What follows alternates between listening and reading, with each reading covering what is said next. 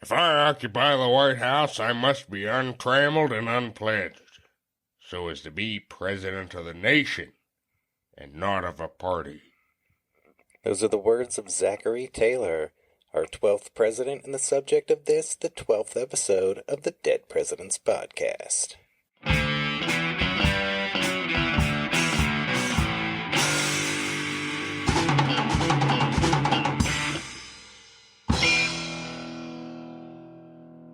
Welcome to the Dead Presidents Podcast. I am your co-host, James J. Hamilton. And I am Stephen Lincoln Douglas. Got a big episode today. Zachary Taylor, not a very well-known president, but he's gonna be. Well, I mean, this is gonna be a rough episode, but we are ready for said roughness. Old, rough, and ready. That's Zachary Taylor. It sure is. We hope you're ready for the roughness. Indeed. But before we get down and dirty, we got another top 5 for you, and we're kind of visiting a little bit of a triumvirate here. It's always fun to point out embarrassing moments of people in high places. Yeah. Last week, we examined some embarrassing presidential brothers. Well, sometimes you could fuck up yourself. Yeah. And that is potentially even more embarrassing. So this week, we have the top 5 most embarrassing personal presidential moments. Yeah, these are moments that really have nothing to do with politics or political issues. Yeah. It's just some personal sometimes things. Shit happens. Yeah. And, yeah. Things not going the president's way. It could result in a bad look. Mm-hmm. So that's what we're diving into on our top 5 countdown this episode. Yep. Speaking of diving in, we got the top 5 most embarrassing personal presidential moment. Number 5. John Quincy Adams almost drowns.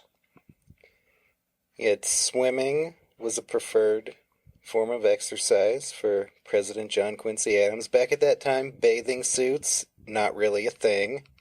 A lot of people, including JQA, swam in their birthday suit.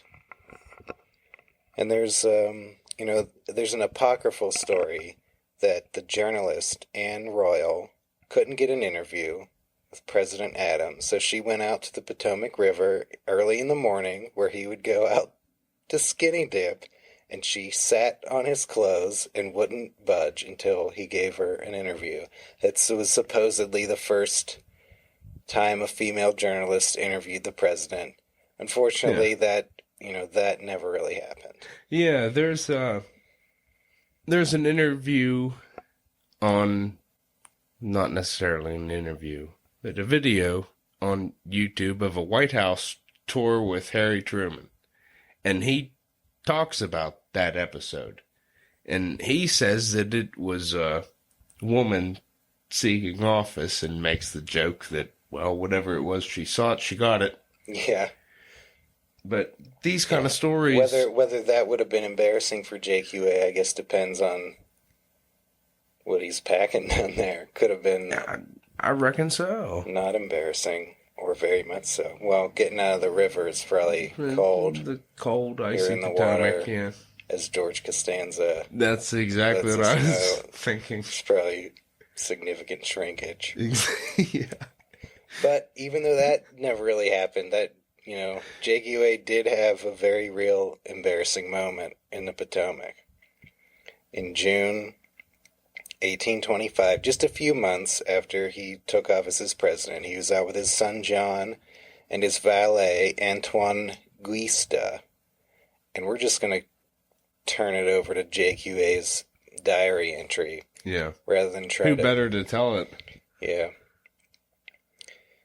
So he wrote, I attempted to cross the river with Antoine in a small canoe, with a view to swim across it to come back.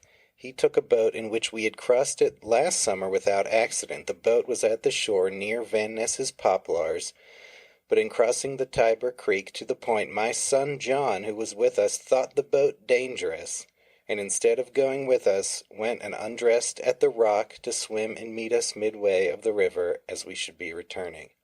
I thought the boat was safe enough, or rather persisted in carelessly going without paying due attention to its condition. Gave my watch to my son, made a bundle of my coat and waistcoat to take in the boat with me, put off my shoes, and was paddled by Antoine, who had stripped himself entirely naked. Before we had got halfway across the river, the boat had leaked itself half full, and then we found there was nothing on board to scoop up the water and throw it over. Just at that critical moment, a fresh breeze from the northwest blew down the river as from the nose of a bellows. In 5 minutes' time it had made a little tempest and set the boat dancing till the river came in at the sides. I jumped overboard, and Antoine did the same, and lost hold of the boat, which filled with water and drifted away. We were as near as possible to the middle of the river, and swam to the opposite shore. Antoine, who was naked, reached it with little difficulty. I had much more, and while struggling for life and gasping for breath, had ample leisure to reflect upon my own discretion. My principal difficulty was in the loose sleeves of my shirt, which filled with water and hung like two 56-pound weights upon my arms. I had also my hat, which I soon gave, however, to Antoine. After reaching the shore, I took off my shirt and pantaloons, wrung them out, and gave them to Antoine to go look out for our clothes, or for a person to send to the house for others, and for the carriage to come and fetch me. So now John Quincy Adams is naked by himself on the side of the river. What a wild waiting for help to arrive. Turn of events here. He continues, soon after Antoine had gone, my son John joined me, having swum wholly across the river, expecting to meet us returning with the boat. Antoine crossed the bridge, sent a man to my house for the carriage, made some search for the drifted boat and bundles, and found his own hat with his shirt and braces in it and one of my shoes. He also brought over the bridge my son's clothes with my watch and umbrella, which I had left with him. While Antoine was gone, John and I were wading and swimming up and down on the other shore, or sitting naked, basking on the bank at the margin of the river. A real good father and son activity there. Yeah. John walked over the bridge home. The carriage came and took me and Antoine home half-dressed. I lost an old summer coat, white waistcoat, 2 napkins, 2 white handkerchiefs, and 1 shoe. Antoine lost his watch, jacket, waistcoat, pantaloons, and shoes. The boat was also lost. By the mercy of God, our lives were spared, and no injury befell our persons. We reached home about 9:15, having been out nearly 5 hours. I had been about 3 hours in the water, but suffered no inconvenience from it. The incident gave me a humiliating lesson and solemn warning not to trifle with danger. The reasons upon which I justified to myself my daily swimming in the river did not apply to this adventure. It is neither necessary for my health nor even for pleasure that I should swim across the river, and having once swum across it, I could not even want it as an experiment of practicability. Among my motives for swimming, that of showing what I can do must be discarded as spurious, and I must strictly confine myself to the purposes of health, exercise, and salutary labor. Wow. So he almost died. Yeah. 3 months into his presidency. What an incredible story. Mm-hmm. And before he made it home, a rumor spread that President John Quincy Adams had drowned. Yeah. And that rumor got out. And then when he got home, First Lady Louisa Adams was not too happy with him and his shenanigans that day. And she wrote off a letter to their son George, where she wrote, "As it is possible, my dear George, that you may hear a rumor that your father was drowned, I hasten to write you a few lines to assure you that he is safe, although he did run some risk this morning in one of his swimming expeditions. The affair is altogether ridiculous, as it turned out, but might have been fatal to your mother's future peace. Yeah, she's none too pleased. No. Well, So, that is... John Quincy Adams, naked and almost dead on the side of a river. Yeah, cold, naked, afraid. A harrowing position to be rumored to be drowned. Yeah. And that situation's probably about as uncomfortable as the situation of the top 5 personal embarrassing presidential moments. Number 4. Gerald Ford falls down the stairs of Air Force One. Gerald Ford, All-American football star at Michigan, turned down offers to play in the NFL, achieving the highest honor of being named number 1 in the list of the top 5 most athletic presidents on the Dead Presidents podcast. Pretty nice statistics. Yeah. Despite this pedigree, a December 1975 incident saddled Ford with a reputation for being somewhat clumsy. Mm-hmm. On a diplomatic trip to Austria, Ford disembarked from Air Force One and was descending the staircase alongside First Lady Betty Ford. They were holding an umbrella together, and apparently the stairs were wet.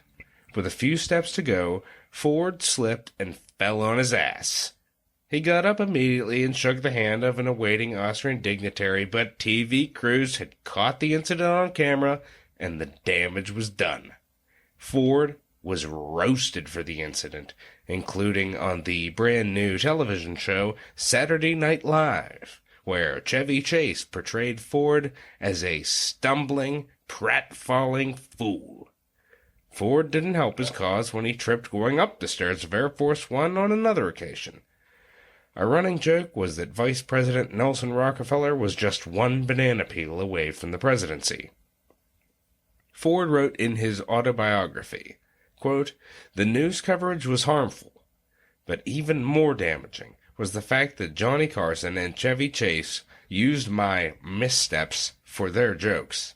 Their antics, and I'll admit I laughed at them myself, helped create the public perception of me as a stumbler. And that wasn't funny." Yeah. Gerald Ford didn't really deserve that. No. It was just easy fare for making fun of. Yeah, he was pretty athletic, but then got the reputation of being clumsy, not even able to stand up. Yeah.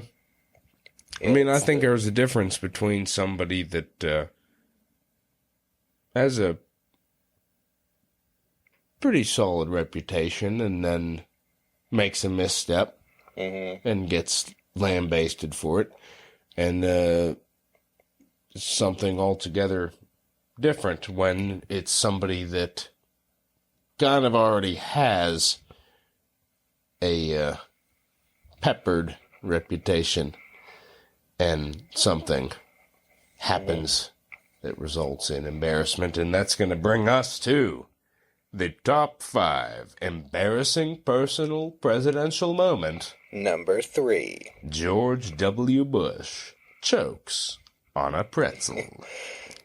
January 2002. We lived through this drama, James. Yep. I mean, we remember exactly where we were at the moment this story broke. Oh, yeah. George W. Bush was munching on pretzels while watching an NFL playoff game in the living quarters of the White House. He was alone. First Lady Laura Bush was on the phone in another room. No Secret Service around. The president does get to be alone in the living quarters. Have some privacy. While he's watching the game, a pretzel got caught in Bush's throat, and all of a sudden he was on the floor. His heart rate had dropped, causing him to faint. He blacked out for a few seconds. When he came to, his dogs were staring at him. Bush said, quote, "I hit the deck and woke up, and there were Barney and Spot showing a lot of concern." He added, "My mother always said when you're eating pretzels, chew before you swallow." Oh, some sage Yeah. observational wisdom from Barbara Bush. Yeah. Just some self-evident advice Yeah. I guess to he chew wasn't. your food before you swallow it. He wasn't following it on this occasion. Yeah. He fell. He hit his face, suffered some ugly abrasions on his cheek, nose, and lip. Had to go around looking like that. He got lampooned on SNL and on the late I mean, night if you shows. thought Ford was like run through the ringer, George W. Bush like no other. Yeah. Jay Leno had said, "All this time we're worried about Osama bin Laden. It turns out he was almost done in by Mr. Salty." Even the White House press secretary getting in on the humor, Ari Fleischer, when he refused to disclose what brand of pretzels had been the culprit, he said, "You're not going to get us to cough it up." There were some conspiracy theorists who suggested that the pretzel story was a cover-up, and what really happened was that Bush had fallen off the sobriety wagon and was hitting the bottle again. And I think perhaps there should be a conspiracy theory that Laura Bush was hitting the bottle and battering her husband, because that's kind of what he looked like. He looks like somebody that punched him in the face. But just imagine the conspiracy theories if he had died. Imagine the president chokes to death alone in a room. This is like a few months after 9/11. It would have been huge. Dick Cheney is president now, and the explanation is that the president just like dropped dead with no one else in the room. There would have been like, how many people would have like believed that? I wouldn't have. I would have felt like for sure Dick Cheney had something to do with this, because that man is... Yeah, him or terrorists or all other kind of, a lot of people wouldn't believe that, but it came pretty close. That pretzel came closer to assassinating the president than anyone else since John Hinckley. Yeah. It's a pretty close call for America. Indeed. And, also on another occasion, I think it would just be fun to mention, George W. dodged a couple of shoes thrown at him. Yeah. That was embarrassing. Journalist. That was embarrassing, I think, for the guy throwing the shoes. I agree. Bush acquitted himself well on that occasion, ducking out of the way. So there's an embarrassing story about something going down. Mm-hmm. Here's an embarrassing story about something coming up. Oh, yeah. It's the top 5 most embarrassing personal presidential moments. Number 2. George H.W. Bush vomits on the Prime Minister of Japan. Well, the Bushes, father and son, coming back to back here on our top 5. Yeah. And both, kind of food related here. Yeah. In January of 1992, President George H.W. Bush was on a diplomatic trip to Asia when he attended a state dinner for 135 diplomats at the residence of the Prime Minister of Japan. Bush was scheduled to speak after dinner, but he didn't make it that far. He was seated next to the Prime Minister when, between the second and third courses, he fainted, slumped over, and vomited into the lap of the Japanese Prime Minister. The entire incident was caught on camera, with Barbara Bush snapping into action and holding a napkin to her husband's mouth. He was revived within minutes and was able to leave under his own power. While he was on the floor, he joked to his doctor, quote, "Roll me under the table until the dinner's over." Doctors later said the president was suffering acute gastroenteritis. A White House spokesman said, quote, "The president is human. He gets sick." CNN almost aired a hoax report that Bush had died. Yeah, some guy called in claiming to be Bush's doctor, and they almost published that report. Good Lord. That guy ended up in a mental institution. Well, the incident was mocked on many comedy shows, including a Saturday Night Live skit, of course, and that parodied the JFK assassination Zapruder film. Barbara Bush crawling across the table, Bush's vomiting being shown repeatedly, like the old back and to the left. Yeah. Back and to the left. Back and to the left. Yeah, once again, Barbara Bush in the middle, her husband and son. Yeah. Near the top of the embarrassing moments list. Yeah, so Bush, he's going to be mocked internationally, and a new Japanese phrase is born. Bushusuru, meaning to do the Bush thing. Yeah, well, I think every once in a while we're all guilty of a little bushusuru. Yeah, well, maybe not in someone else's lap. You gotta marvel that this didn't, like... There could have been... You haven't lived my life, my friend. You think, like, at least, like, relations between the United States and Japan were pretty strong at the time. There could be different points in history where something like this might start a war. Well, yeah. Imagine. Good Lord. Yeah. How bad that could have been. Whew. And that's going to bring us on down to the top 5 most embarrassing personal presidential moments. Number 1. William Howard Taft. Is he too fat for the bathtub? Well, you know, if the average person knows one thing about William Howard Taft, it's that he's so fat that he once got stuck in the bathtub. Some versions of the tale say he had to be lathered up with butter and needed as many as 6 men to pull him out. That's right. As a kid, I remember hearing this story, and I remember my my great-grandmother, whom I knew. She was born in 1910. That's when Taft was president, and we would talk about Taft. And that story came up, and she was a salty character, and she spun a good yarn, and she'd tell it in a pretty colorful manner. But it was just, that's something that not dissimilar to the John Quincy Adams journalist story. Yeah. Just keeps getting passed down. It pops up in documentaries. It pops up in books.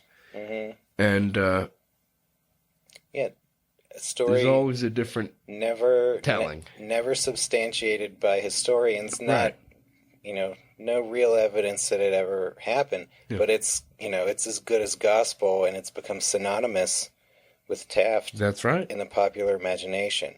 What's indisputable is that Taft was the fattest president of all time. He was.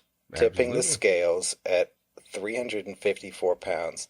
It wasn't until after his death that story surfaced, originating in the memoir of Ike Hoover, a longtime White House usher.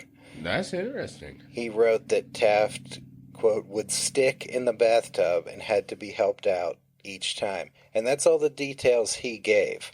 He didn't, I don't think, claim to be a witness to it, and the tale just, like, took on a life of its own from there.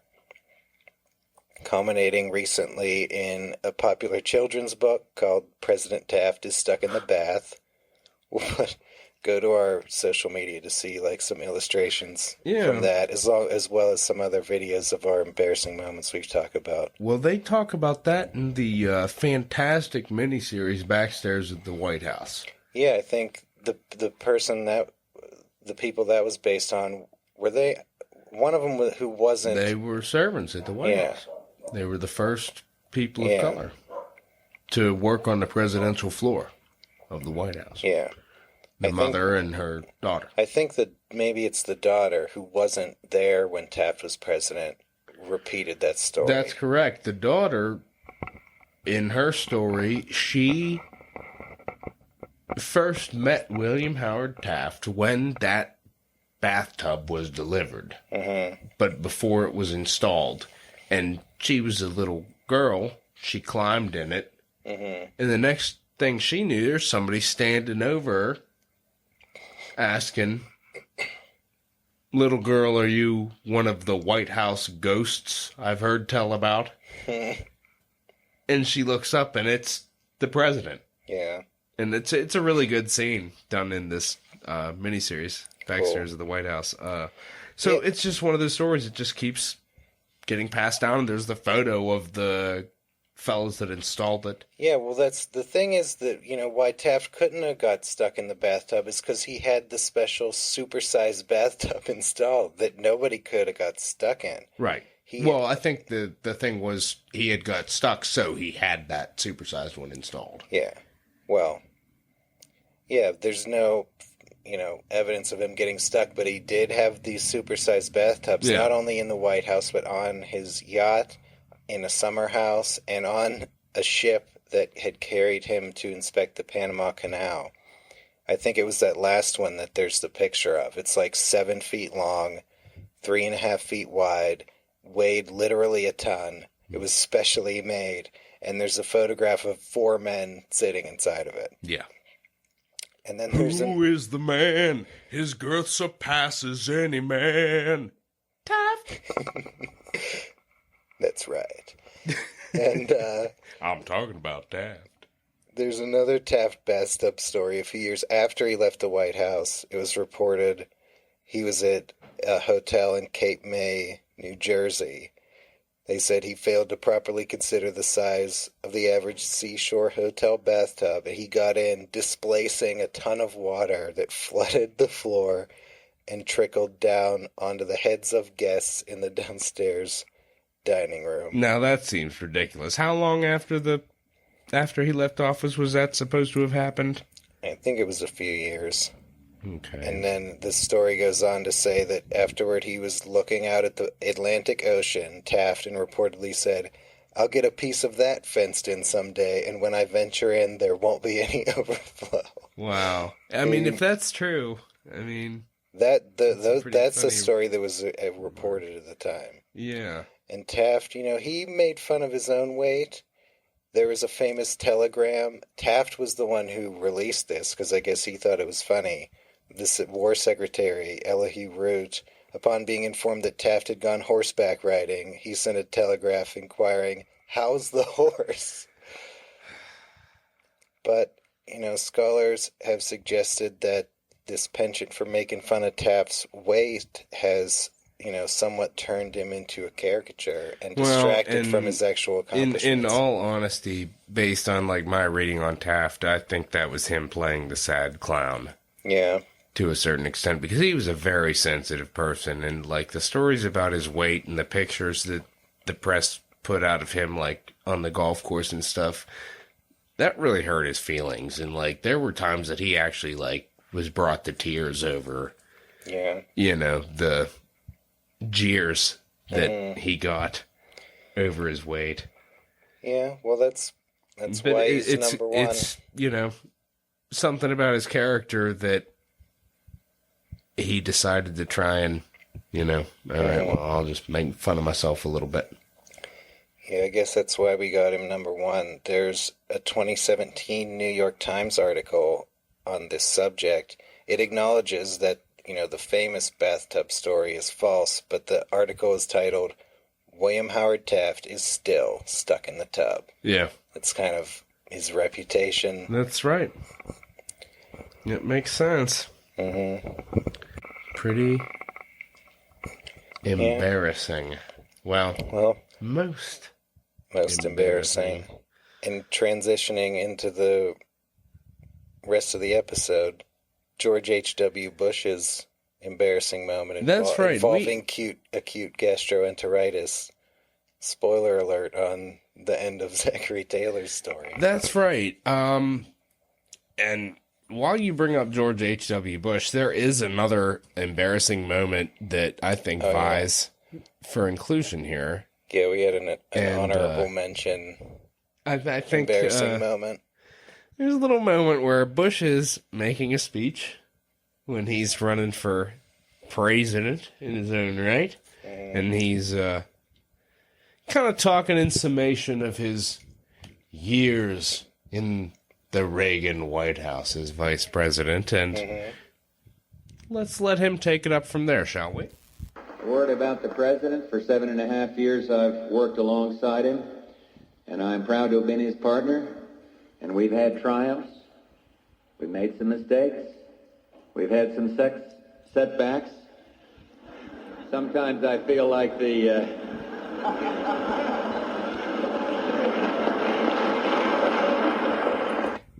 Whoops. Yep. What George. would Sigmund Freud have to say about that? Well, George H.W. Bush embarrassingly breaking the silence on his sexual relationship with Ronald Reagan. Ronald Reagan. That was supposed to be a secret. Yes, it was. Too bad. But, going back to the gastroenteritis, an honorable mention could very well be Zachary Taylor, who, as a sitting president, shitting president, shot himself out of office. Yeah, that is embarrassing. However, disqualified, as he was too dead to feel shame. That's right. That brings us to the end of our top 5, and when we come back, we're going to delve into the early life of Zachary Taylor. This is the Dead Presidents Podcast, and these are some words from our sponsors. Thanks for listening.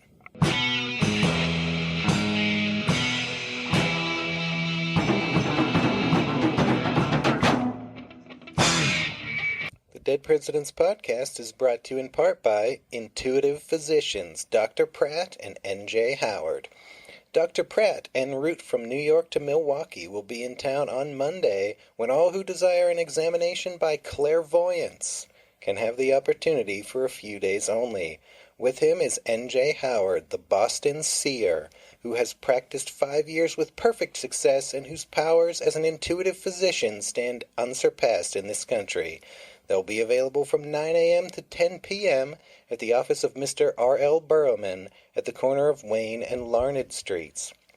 Listeners, are you sick and tired of fancy, university-educated doctors trying to treat your illnesses with science and medicine? There's got to be a better way. That's where Dr. Pratt and N.J. Howard come in.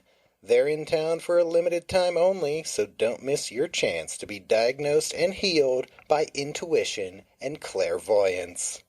This is in no way a scam. These tried and true methods will cure what ails you.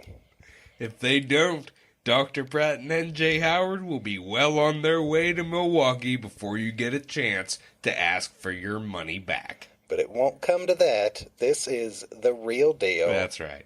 That's a message from our sponsors, Dr. Pratt and N.J. Howard. Now a message from our sponsor, E.W. Cole's Ice Cream Saloon.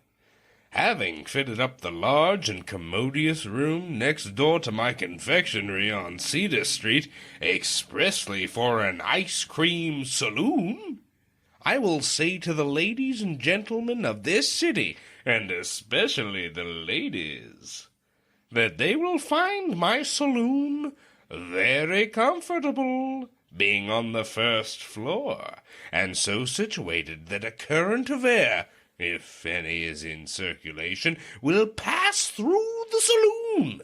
Please call and test the quality of my cream. You heard that, ladies.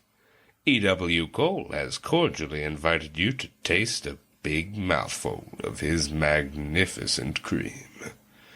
When you're all hot and sultry in the sizzling summer heat, escape to the light and breezy atmosphere of E.W. Cole's for some ice cream and chill. There, you can cool off while gulping down as much of his delicious cream as you can handle. That's a message from our sponsor, E.W. Cole's Ice Cream Saloon. Now a word from our sponsor, J.S. Morris & Company. Opium, opium, opium. 150 pounds of the best Turkish opium just received and offered for sale by J.S. Morris & Company. We're required to read this warning from the Scientific American. Opium has long been known as a deadly and dangerous narcotic, a slow and rapid poison. Opium drunkenness is a horrible vice of the Turks and Chinese. Its drunken dreams are pleasing but lead to terrible results. The habit of opium eating is perhaps the most dangerous of all others, the most alluring, and the most difficult to break up. That being said, J.S. Morris & Company is your go-to source for all your opium needs. We're not talking about crummy East Indian opium here. This stuff is from Turkey and is the absolute best in the world.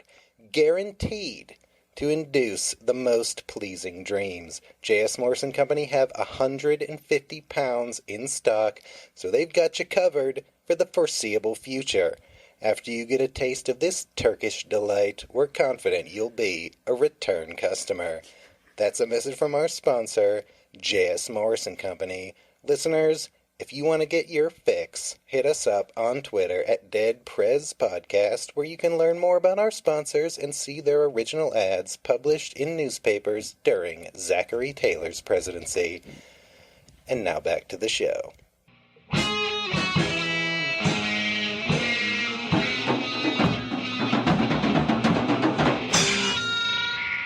And we're back. Time to dive into the life of our 12th president, Zachary Taylor. That's right. Old rough and ready. He's born 1784, Orange County, Virginia, not too far removed from the home of his distant cousin James Madison. Yep. His father, Robert Taylor, a Revolutionary War veteran, comes from a respected, Virginia family, not at the top echelon, but Virginia gentry. Yeah, they're not bad off. Mm-hmm. He receives for his war service a land grant in Kentucky, and before Zachary is a year old, the family moves out west to Kentucky. So he's born a Virginian, but he's not going to grow up a Virginian. No. He's not going to try and claim into the Virginia dynasty later on. He's not going to be going to the College of William and Mary and studying law like all our other Virginia presidents were. He's going to be out on the frontier getting, practically no education. Very little formal education. Yeah, it's limited what he gets. Instead, he gets a practical education in being a farmer, a shrewd businessman, and a tough frontiersman. Yeah, and what else is there for somebody like that to do but opt for the military? Yep. Yeah, his father had, served in the military, and Zachary's going to follow in his footsteps. Joins the Army in 1808 at the age of 23, beginning a lifetime of military service. Yeah, that's it. This is really the first president that is truly apolitical entirely in his background. Yeah. Not a shred of it. Yeah, he's going to spend 40 years just as a military man, That's not it. participating they're in going to politics compare in him. any way. They're going to compare him to Washington and Jackson and Harrison, but each of them had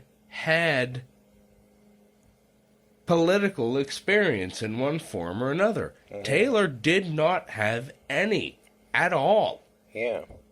Those guys, they had political careers before they really got their military experience. Indeed. Kind of got into their generalships through political placement. Zachary Taylor joining up at the Army at the bottom and is going to just rise through the ranks. Yeah, I would say, and I would argue, that Zachary Taylor is probably the humblest president, if that terminology is acceptable. There's not too much to compare him to Andy Johnson and Harry Truman, I think, are comparable. Yeah. In their upbringing and their rise to those two political guys, power. Yeah, those two guys becoming president, obviously, from the vice presidency. There's something humble about that. Like, they're not the guy who's out there saying, me, me, me. Exactly. I'll have everyone in the country, I deserve to be president.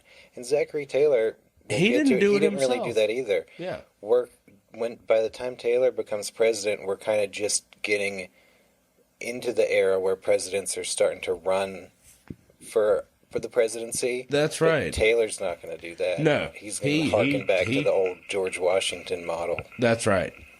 And he does it pretty well because, it could be debated how interested was he in the little things. Yeah. Things that maybe people would consider a political necessity that Taylor would just be like, why would I do that? Mm-hmm. He's definitely a different kind of president. Yeah, we're going to get into how he transitions into politics. Yeah, we're jumping a little bit ahead of the game, but 1808, he joins the military. This is, a few years before the War of 1812. Right. Tensions are building. There's a new... Things are bubbling under the surface a little bit there. A little bit of the army's being expanded a little bit in view of that. There's a new regiment created in Kentucky, and he joins at the rank of lieutenant. His first task is to help fill out this regiment by recruiting men. So he first works as a recruiter to fill out his company, and then they get sent down to New Orleans. And this is interesting. I didn't know this about that Zachary Taylor was there when this happened, but I knew about this incident. You guys may remember General James Wilkinson. That's right, gang. From his our savvy listeners are going to remember. From episode 3 and his involvement in the Burr conspiracy. Yep. And episode 7 where he butted heads with Andrew Jackson. In between those two incidents, he was at the head of one of the most senseless disasters in American Army history. Yeah, this is a pretty big deal. Yeah, it's in peacetime, and he's in command of the Army at New Orleans, which had it was 2,000 men, which is the bulk of the active enlisted Army. Yeah. And he felt like, being in the city of New Orleans, it's, there's too many temptations for the troops there. So he wants to move camp out of the city. Yeah. He moves camp to a spot 13 miles below the city of New Orleans. And this camp has terrible sanitation. Yeah, just the whole setup is just bad. The tropical, horrible heat, and then just hot, terrible... sticky, humid, bugs, and then infections. And they get spoiled food supplied by corrupt contractors that are cutting corners. So pretty much, and Zachary Taylor just arrived. His first taste of Army life, and basically the entire Army falls sick with dysentery, bilious fever, scurvy, and malaria.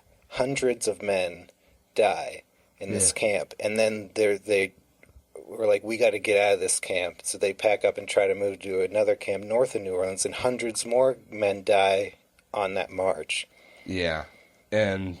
If there's one thing that Taylor's going to remember for the rest of his life, it's be wary of eating fresh fruit in these summer conditions. Well, when there is presence of disease. He ought to remember he got sick during this time. It seems like he got sick pretty early in the episode and survived. He got sent home to Kentucky to recuperate.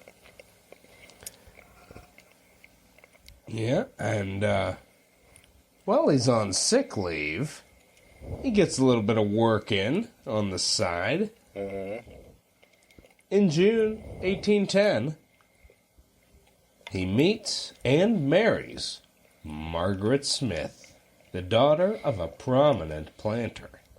Taylor's father gave him 324 acres as a wedding present. And the couple, they're going to go on to have 5 daughters over the next decade and a half before finally adding a son, Richard Taylor, in 1826. Yeah, I think Taylor found himself a really good wife. She came from, like, a prominent Maryland family. Also, Maggie Smith. Yeah, like himself,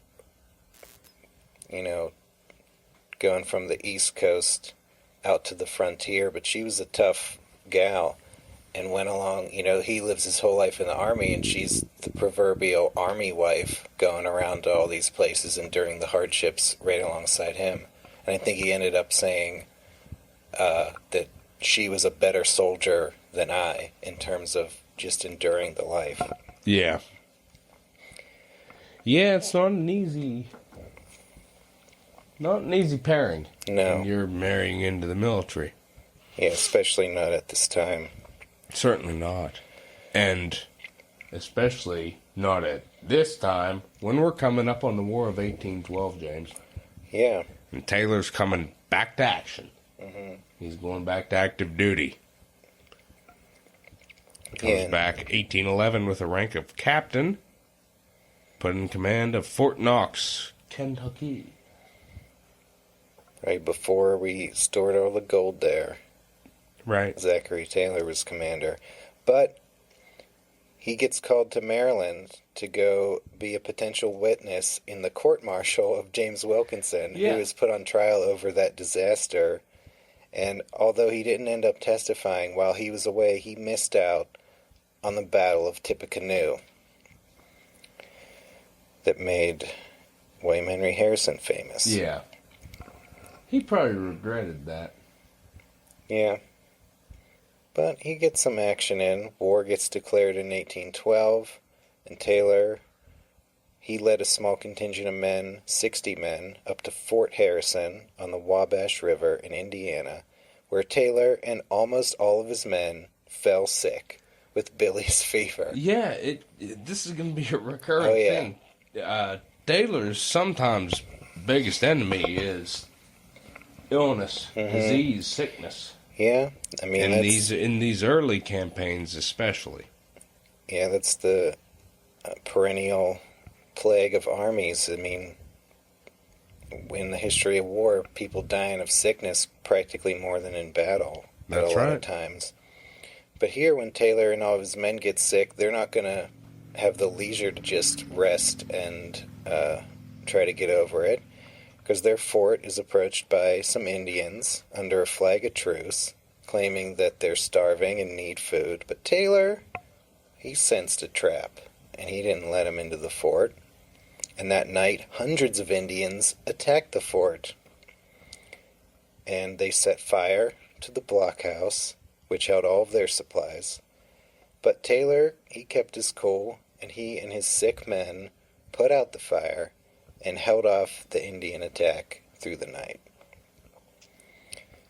They had to stay on high alert for another week until a large force arrived to garrison the fort. And his defense of that fort was really like the first American victory of the War of 1812. It really was. Yeah. We didn't have a promising showing at the get-go. No. And we touched on it. Mm-hmm. This was pretty much... this was pretty much a good sign that maybe, yeah, okay, let's turn the tide, maybe we got a shot here. Yeah, that was the first little bright spot, especially in that theater of war, which ended up being successful, as we recall from the Harrison episode. Right. But Taylor, for that incident, he got high praise. President Madison promoted him to brevet major, the first brevet promotion in American history. Yeah, that's kind of a big deal. Yeah. Brevet rank is kind of like a temporary rank, kind of designed for the particular campaign. Yeah. It might not stick around after this war's over, but it's No, and it doesn't. So that was big. And Taylor, he spent the most of the rest of the War of 1812 on the defensive. He was stationed at St. Louis, led a little expedition up the Mississippi, got some fighting in a skirmish against some Indians and redcoats, ended up establishing a fort at the mouth of the Des Moines River on the Mississippi. He sought transfer to the Northeastern Theater where there's more action, but he did not get that. He did get a promotion to full major, although the war ended and the Army was reduced back to size, and he was reduced back down to captain, and he didn't like that. Yeah, he gets pissed off, and he's like, well, fuck you. I resign. I'm going to farm. Yeah. So?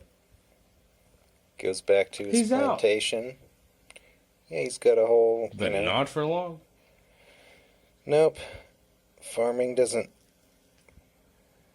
hold the kind of excitement, I guess, that he was looking for in his life. Nah. Although, he's a very successful farmer. That's kind of beneath the surface of his military career.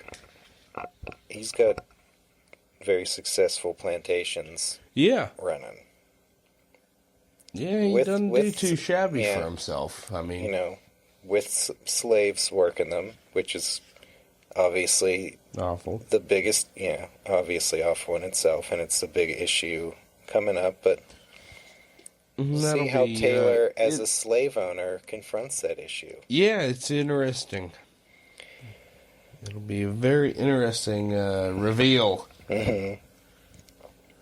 A little twist in the story. Spoiler alert. Yeah. So he didn't like losing his major's rank, but in 1816... a major position opens back up in the Army, and he re-enlists, gets stationed at Green Bay, Wisconsin, gets promoted to lieutenant colonel, and then he's transferred to Louisiana, where his wife and all 4 of his daughters contracted malaria. Yeah. Once again, sickness. Rearing its ugly, loathsome, detestable little head. And this time, 2 of his 2 youngest daughters died of malaria. Yeah. Tragic. Tragic loss. And coming quickly on the heels of this loss, we got the Black Hawk War in 1832. Yep. Yeah, he settled in Louisiana and would be, that would be his home generally for the rest of his life, and was around there back and forth till 1832. Yeah. The Black Hawk War, in which a large force of Sauk Indians under their chief Black Hawk crossed east of the Mississippi River into northern Illinois in protest of increasing white encroachment on Indian lands. Yeah, violations of treaties. A couple of important figures that had service in the Black Hawk War: Abraham Lincoln, Jefferson Davis. Yep. An interesting little affair. Yeah, Taylor wasn't too happy with the way this was handled, because when it first broke out, the regular army let the state militia of Illinois take the lead, and it got whipped in a battle that enabled the Blackhawks, or not by the Blackhawks, by Black Hawk, the chief, ahead of the Sauk Indians. They whipped the militia and went raiding through Illinois, with hundreds of civilian deaths being caused. Taylor believed that this whole war could have been avoided if the regular army had asserted itself at the beginning. Yeah, it's a distinct possibility. But, it just as likely could have resulted in just a quicker fray. Yeah.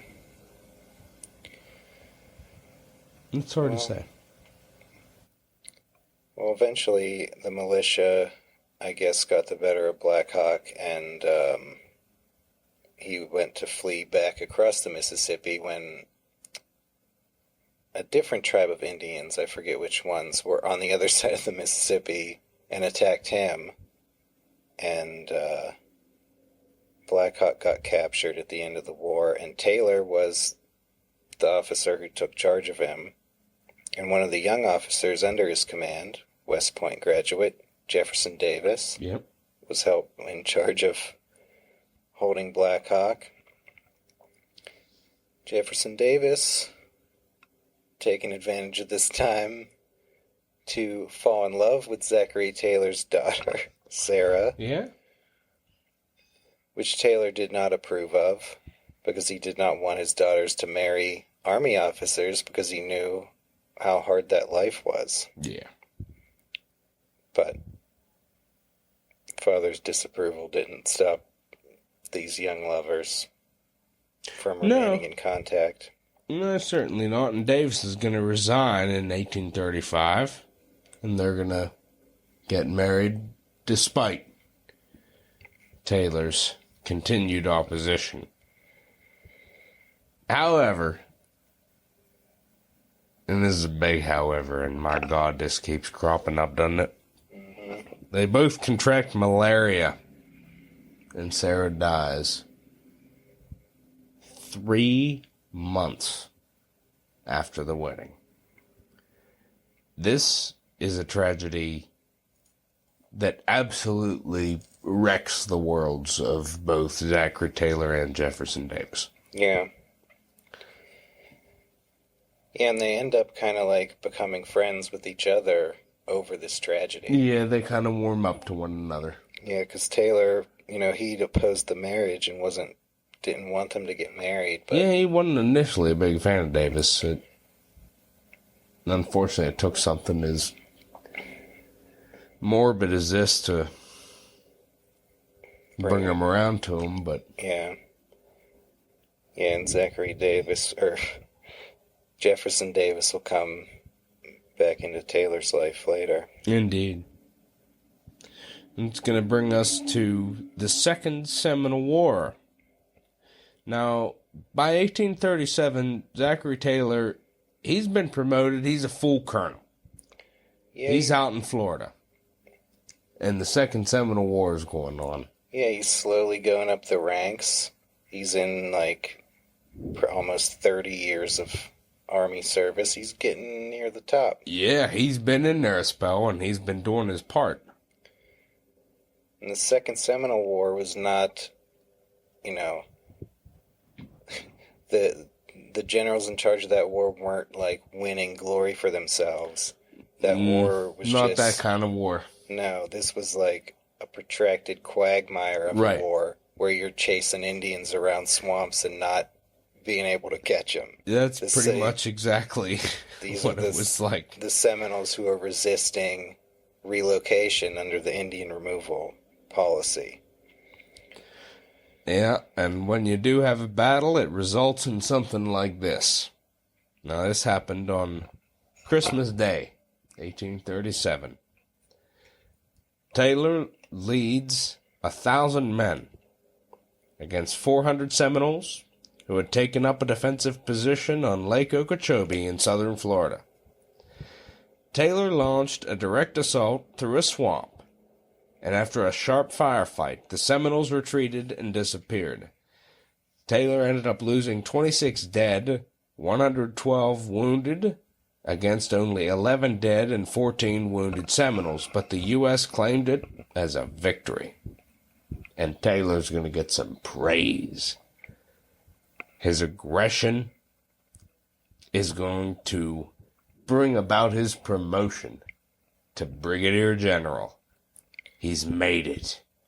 And he's placed in overall command of Florida. He's going to spend 2 years there, unsuccessfully trying to track the Seminoles and force them into a fight. Something definitive. Yeah, not going to happen. His little Christmas Day battle was about the most definitive thing in that war. That's right. They're just going to squirrel around. Yeah, they're not going to, meet, in some epic final battle. Mm-mm. He's kidding himself thinking that they will. Well, the Seminoles outlasted the United States in that war, which I think they ended up basically bribing some of the Seminoles to relocate, and the rest of them were allowed to stay. In 1840, Taylor requested a transfer out of there, and he got transferred out, but he'd made his reputation. He's now a general, and he's now got the nickname Old Rough and Ready. He has deigned this nickname. Now, yep. And he's rough and ready, and that's where he needs to be, because all this, the past 20-some years of all these, little Indian wars, there's about to be a big war. Yeah, these things have been building up to something extreme about to happen, because in 1845, Congress is going to vote to annex the Republic of Texas. Yep, and that's going to create a military issue, because the Republic of Texas's independence had never been recognized by Mexico. That's right. And so Mexico... it's we got a real debacle down here. Yeah, Mexico had made it clear that if the United States annexed Texas, there was going to be war. And President Tyler had made it clear to Texas that the United States was going to protect it in the event of annexation. Yeah. And so Polk comes in and orders Taylor to amass troops on the Texas border at Fort Jessup, Louisiana, with instructions to move into Texas, into Texas's western border, once it formally accepts the offer of annexation. Yeah.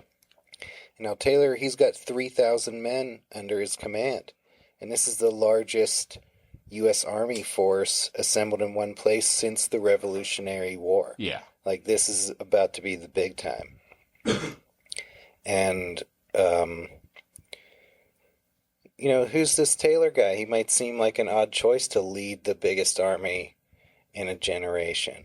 But it seems like Andrew Jackson had recommended him to Polk because Taylor had no clear party affiliation. That's right. While the two maybe more obvious choices to lead this would be Winfield Scott and Edmund Gaines, who were confirmed Whigs. Yeah. As we mentioned in the beginning of the episode, Taylor's pretty much completely apolitical. Mm-hmm.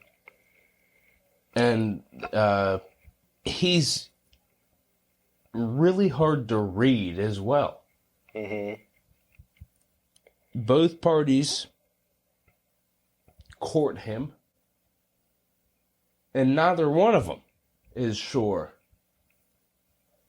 what decision he's going to make in the end. Mm-hmm. Well, yeah, they're going to start courting him after what happens next. That's right. His political future is going to be... Things are about to blow up in the life of Zachary Taylor. Mm-hmm. Because we're in the Mexican-American War. Yep. Well, we're about to be. Because in July 1845, Zachary Taylor advances his men to Corpus Christi on the south bank of the Nueces River, which is significant because Mexico considered the Nueces River to be the border of Texas, while James K. Polk considered... disagrees a little bit. Yep, Polk considered the more southwestern Rio Grande to be the border, so the area between that is disputed, and when Taylor goes to Corpus Christi, he has entered into the disputed ground. Yeah. As far as Mexico is concerned, he has left Texas and is in Mexico. He's invaded. But Polk doesn't see it that way. No.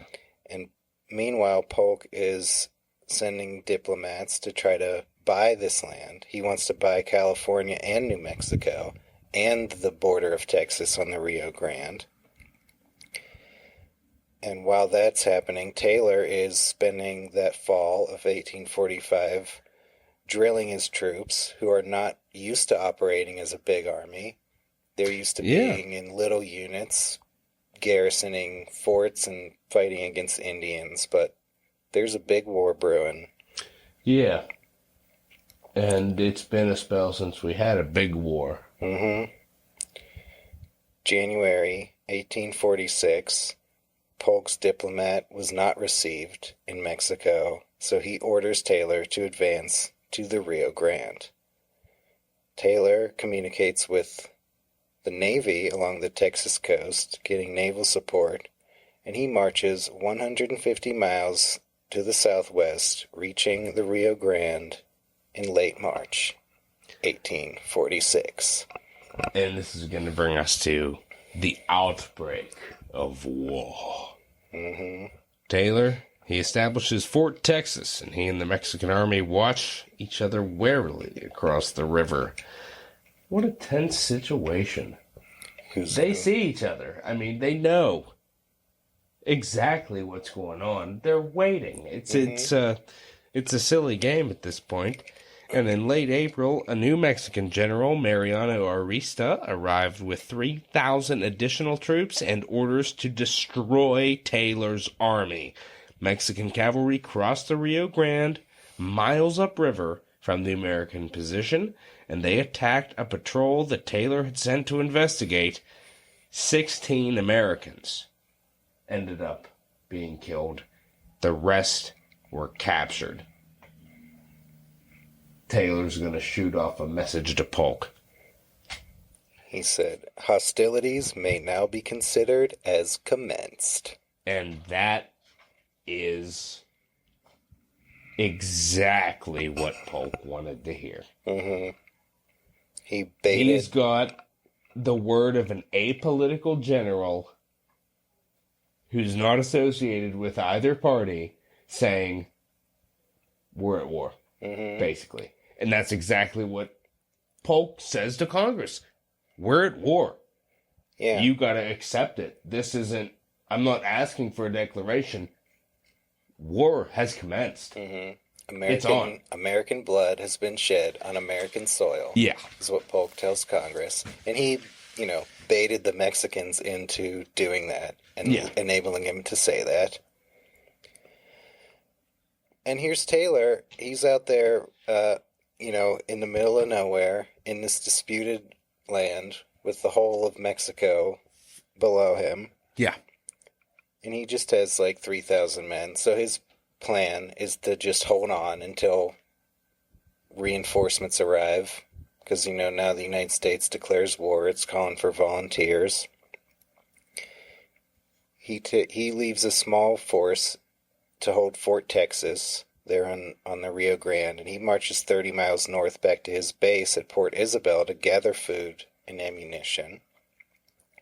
And he heads back.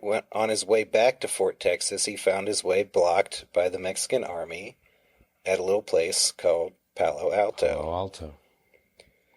He was outnumbered, and he dug in and waited for the Mexicans to attack, which they did.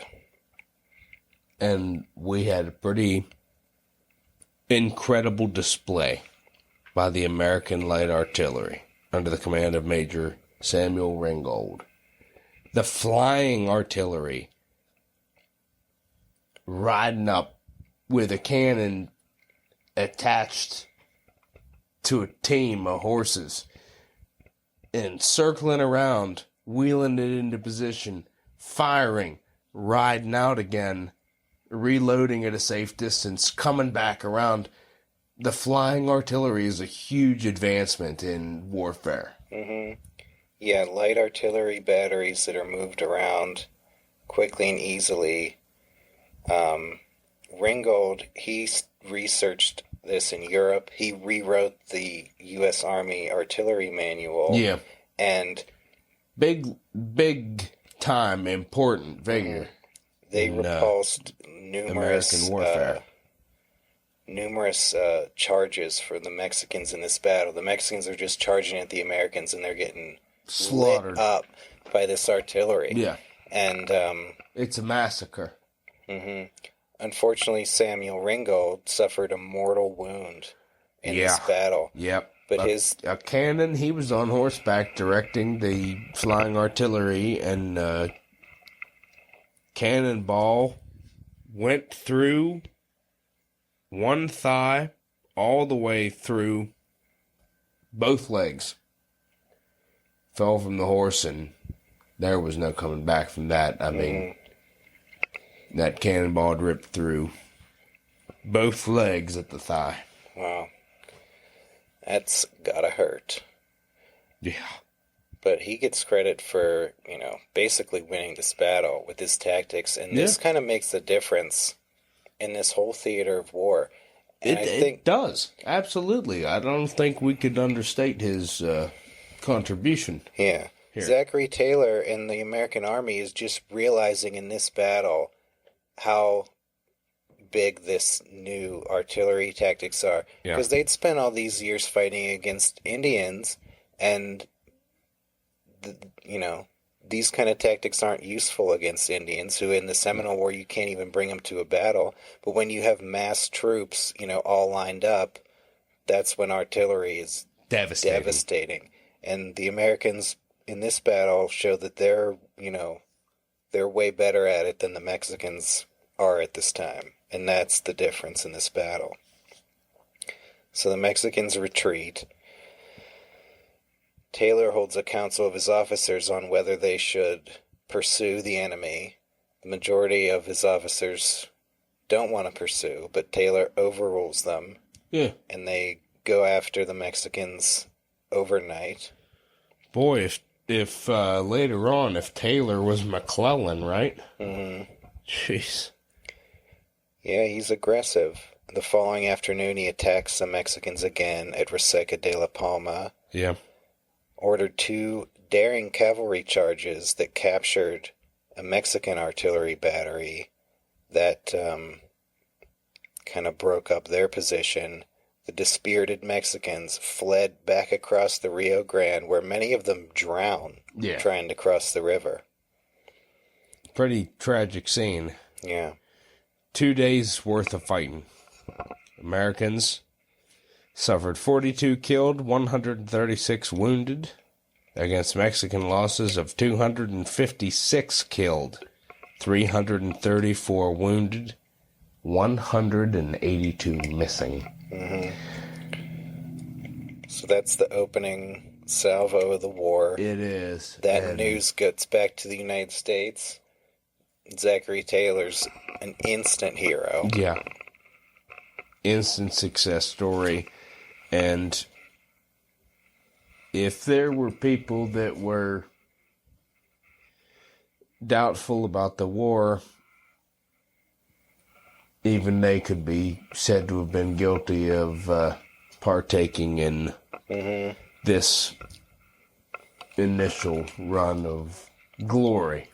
Yeah, this was huge because this set the tone for the whole war. It did. It really, hurt the morale of Mexico in general and made Americans real hawkish about this war. Because some people were not happy about this in general, but when we win this battle, it makes it look like, hey, we're in business. And also, as a side effect of this, you get the first whispers of Zachary Taylor? You thinking Washington? You thinking Jackson? You thinking Harrison? Mm-hmm. That kind of mold? Yeah. It's starting. He's an up-and-comer. Indeed, and it's just going to continue. Let's go right into it. 1846. Monterey. Mm-hmm. Taylor's army, augmented by 8,000 volunteers, untrained and unorganized compared to his regulars, as well as a regiment of experienced Texas Rangers. Taylor, he's going to take the initiative. And he's going to invade Mexico with 6,000 men, capturing the town of Matamoros across the Rio Grande from Fort Texas and marching toward Monterey, the capital of the Mexican state of Nuevo Leon. It was a difficult march, and disease, always rearing its ugly head here, is rampant, especially in the poor sanitary conditions of the volunteer camp. 1/8 of these men will die of disease, James. It's pretty big. That's a big chunk. Mm-hmm. That's quite sad. Well, Taylor's used to stuff like that. Yeah. He's not going to let that It just get him keeps coming up again and again. Monterey, it's a fortress town, garrisoned by over 7,000 men. Yeah, so they're outnumbering Taylor. Yeah. And they're fortified on the defensive. So He's what's got to Taylor besiege gonna them. do here? Well, he's approaching this town. He sends a division of his regulars and some Texas Rangers on a wide flanking march to come around and attack Independence Hill, which is a fortified position that commands the town. And while they're doing that, Taylor and the rest of the army are going to distract the Mexicans by attacking the other side of the town. And Yeah. this is a battle that's going to last 3 days. Yeah, it's no short feat here. Taylor's diversionary tactic, it became, pretty major battle in its own right, and it resulted in some pretty heavy casualties. Yeah, where they're attacking as a distraction, they ended up getting sucked into a big fight. Yeah. Got a lot of losses. But in the meantime, that flanking attack did succeed in taking Independence Hill and really put them in a commanding position. The Mexican general proposed a truce. Taylor agreed to let the Mexicans evacuate the city and agreed to an 8-week truce, even though his orders from Washington forbade him from accepting a truce. This is the first in a series of Taylor decisions that President Polk is pretty sore about. Mm-hmm. He is not thrilled with this. He is absolutely appalled that Taylor accepted this truce. Yeah, well, Taylor, he felt his men were exhausted and poorly supplied and not really in a position to pursue the Mexicans. And it's not like he's, reticent like a McClellan. He already proved himself at Palo Alto that he's willing to take the fight. Yeah. But he didn't feel it was the time or place, so he agreed to that truce. And while Polk publicly celebrated the victory and promoted Taylor to Major General, he was also pretty salty. Yeah. He sent a message to This Taylor. It's gonna start leading to a little bit of a beef. Mm-hmm. These guys haven't even met each other. It's gonna kind of Polk already is kind of like, all right, you didn't do what I told you to do when I'm the president. There's that. Yeah.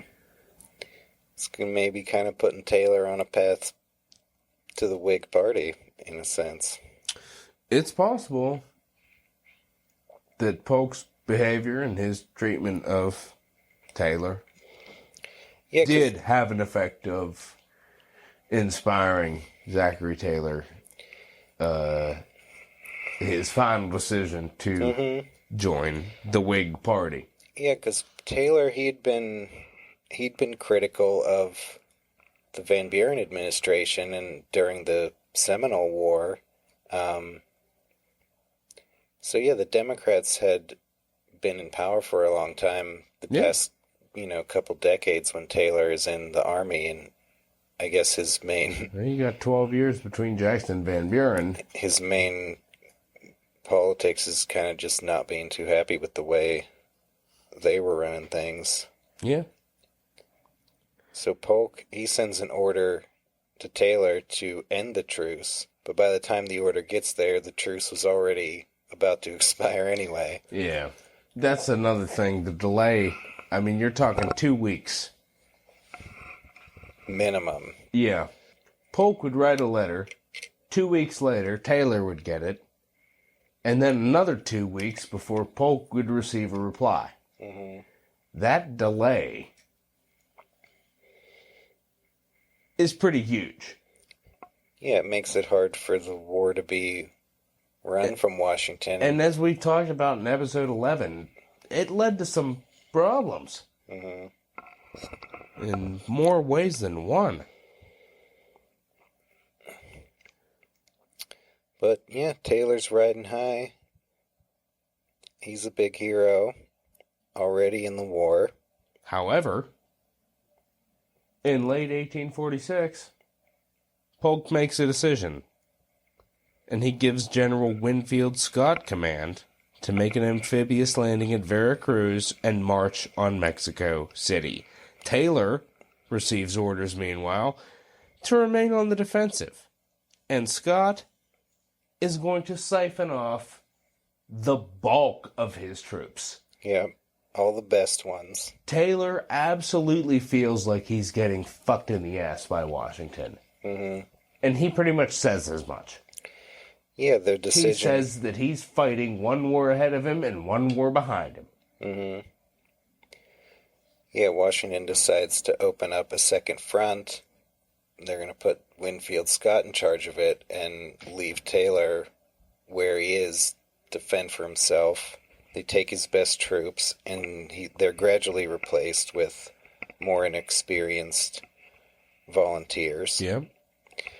But while they're getting all that set up for this new front, the Mexicans aren't just sitting around. No. They got Santa Anna. We got some things going on here. The former president. We talked about, in episode 11, the secret diplomatic maneuvering where this fella showed up at the White House and said to Polk, "Hey, yo, you want to help me? I'm going to help you. You get Santa Anna out of Cuba and back to Mexico, we're going to end this war." Polk goes for it. And the oft leader of Mexico and second most popular Santa Anna. Top 5 Santas, number 2. Yeah, he's back. And he's in power again. And is he going to go along with what this quote-unquote diplomat that showed up at the White House spouted off the Polk? Heavens no. No. He's going to take control of the army, and he's going to lead it himself in the defense of Mexico against the invasive northern intruders from the United States. You can't take power in Mexico on a platform of surrendering to the United States, but you can take power on a promise of whipping the United States. That's it. That's what Santa Anna is going to try to do. And he's got some time before Winfield Scott's invasion is going to get ready. Yeah. He feels like he can make a quick blow at Zachary Taylor. Yeah, his idea is to decimate Taylor's army in the north before Scott even has time to land. Mm-hmm. So his idea is, I'm going to go wipe out Taylor's now weakened army because they've displaced the forces. I'm going to wipe these guys out, and then I'm going to go down, and I'm going to repulse these idiots trying to invade. That's Santa Anna's plan. And he puts together a huge army of about 20,000 men to do so. The thing is, he's time constrained in this little strategy of his, and it's not the time of year to be trying this. Yeah, it is a rough season. January 1847, he's marching up towards Taylor, but he's got to cross a desert with limited water supplies, and his men will first suffer under freezing rain and then broiling heat. Yeah, you get the worst of both worlds in this climate here. Mm-hmm. So Santa Anna's army is suffering horribly on their march to meet Taylor. And he, meanwhile, has retreated to a pretty strong defensive position at Buena Vista with 4,700 men. Yeah, he's got the terrain in his favor, gullies and valleys protecting some of his flanks. Yeah. Kind of setting Santa Anna up to have to come at him through a narrow pass. By this time, Taylor, he's got about 4,700 men, but Santa Anna has like 15,000 men. Yeah. He's outnumbering him like 3-1. And on February 22nd, 1847, Santa Anna sends a message to the badly outnumbered Taylor demanding that he surrender and promising that his men will be treated well. Which brings us to a classic purported response wherein Zachary Taylor said, quote, "Tell him to go to hell." Yeah. His actual message to Santa Anna was a little more polite, but equally firm. Quote, "In reply to your note of this date, summoning me to surrender my forces at your direction, I beg leave to say that I decline acceding to your request." End quote. Santa Anna attacked, and Taylor's artillery repeatedly repulsed the Mexican assault. Mm-hmm. But Santa Anna, he's not done. He sent 2 divisions on a wide flanking attack, and he's routing some American troops out there on the American left. Yeah. He's creating a big problem. And a subordinate comes to Taylor and tells him, despondent, he says, "We are whipped." Taylor responds, "That is for me to determine." Yeah. And he's going to try to save the day. He sends a regiment of Mississippi riflemen led by our old friend. Yeah, none other than Jefferson Davis popping up again after the Black Hawk War. He's going to lead this regiment of riflemen to stem the retreat. Mm-hmm. And it works. They rally some of the retreating men and halt the Mexican advance. Santa Anna tries again to outflank Taylor, but then Taylor gets some artillery up there, and the artillery once again proving a decisive advantage for the Americans. Yeah. But Taylor then, that disaster saved. He decides to make a heavy attack on his own and gets repulsed. Yeah, when he saves his own army from crumbling, he goes on the attack and gets heavy casualties. Yeah. And then kind of both sides pull back. We're in a stalemate. Yeah. There's been some heavy losses on both sides. The next day, Taylor learns that reinforcements and supplies were on the way, but Santa Anna, he withdrew his exhausted army. He's heading back to Mexico City. Yeah, both sides claim victory. Santa Anna figures, he wanted to go up there and destroy Taylor. It's not looking like he's going to be able to do that, but he can say that he punched Taylor in the nose and stopped Taylor's advance. Yeah, he could definitely argue that he's had a pretty big impact on his army. Yeah, he can claim that he prevented further American invasion in that theater, even though that wasn't really planned. Yep. The final tally, the Mexicans suffered 591 killed, 1,048 wounded, 1,894 missing. On the American side, 267 killed, 387 wounded, 1,500 to desertion. Yep. It's a tough situation. A lot of guys walking out on it. Yeah. But Taylor People holds don't on. know what they're getting into. No. Yeah, the glory of war is just that until you're in the face of it. Mm-hmm. It's just brutal, brutal conditions to be in. Indeed.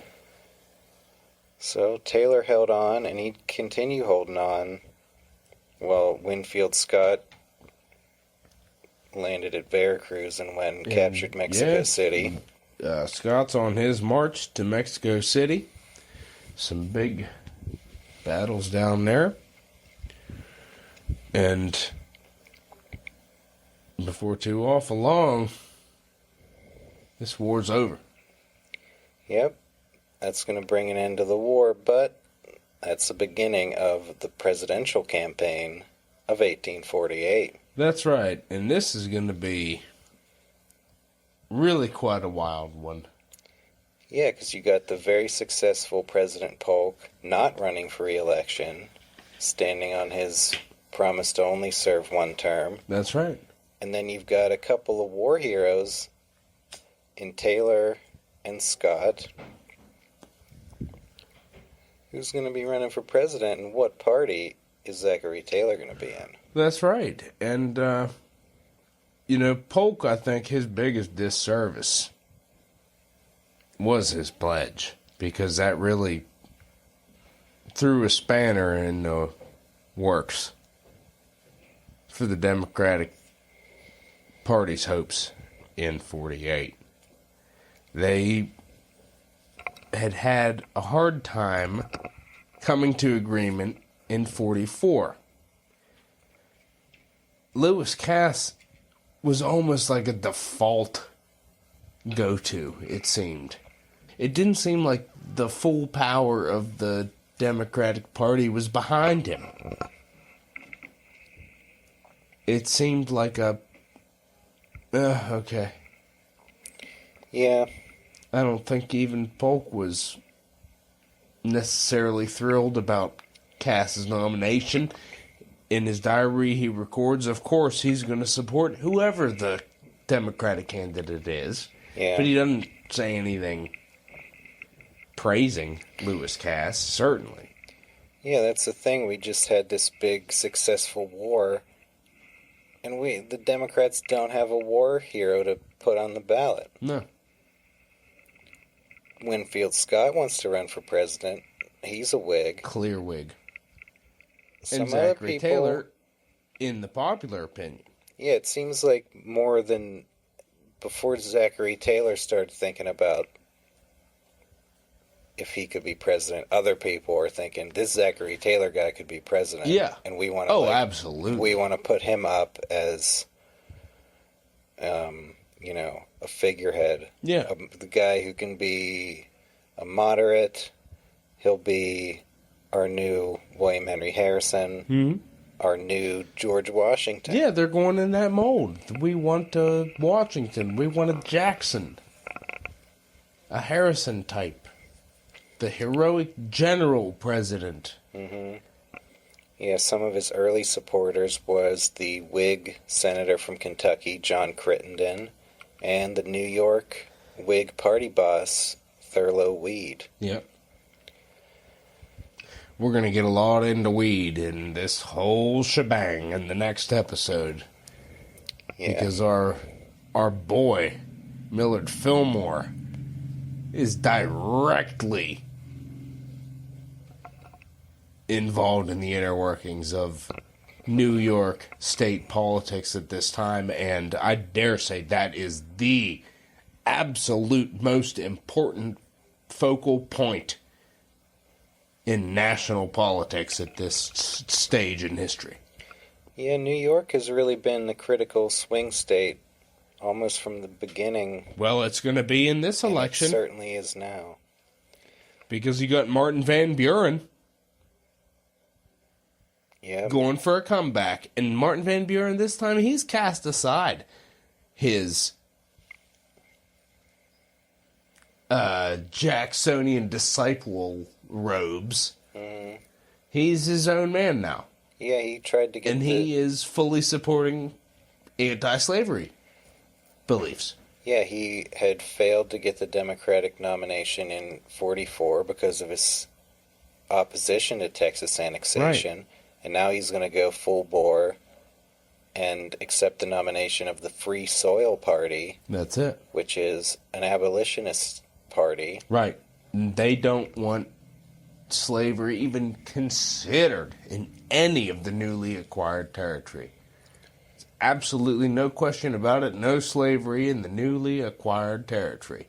Yeah, because as you'll recall from episode 11, the successful end of the Mexican-American War brings California, New Mexico, all of what is now Utah, Nevada, huge amounts of new territory, Arizona, all in the United States now, and what's going to happen with it, and is there going to be slavery there? Yeah, to be fair, the land itself, I think, negated the necessity of slavery there. I think it was a stupid issue. Yeah. I think that it was foolish to argue for it. And the dumb bastards that did, damn them to hell for that decision, because that's what's going to lead us to civil war down the road. Oh, yeah. So, where's Zachary Taylor fit into this election? 8 months. That's it. Does he fit into this election, James? Not really. Well, because he has still been completely opaque in his political views. He hasn't made any statement, one way or t'other, to indicate his political stance on anything. Nope, he's down there in Mexico in his headquarters in Monterrey. He's sending letters home to his friends disclaiming any political ambition to be president or to identify with a party. People know he's not really getting along with Polk. He maybe didn't necessarily love the Jackson and Van Buren administrations, but his stances on issues, not known. After Scott captured Mexico City, Taylor returned home to Louisiana, where he was celebrated as a war hero. Yeah, I mean, he definitely got the hero treatment. No question about it. I mean, people want him to run for president more so than he's thinking, I could be president. Yeah.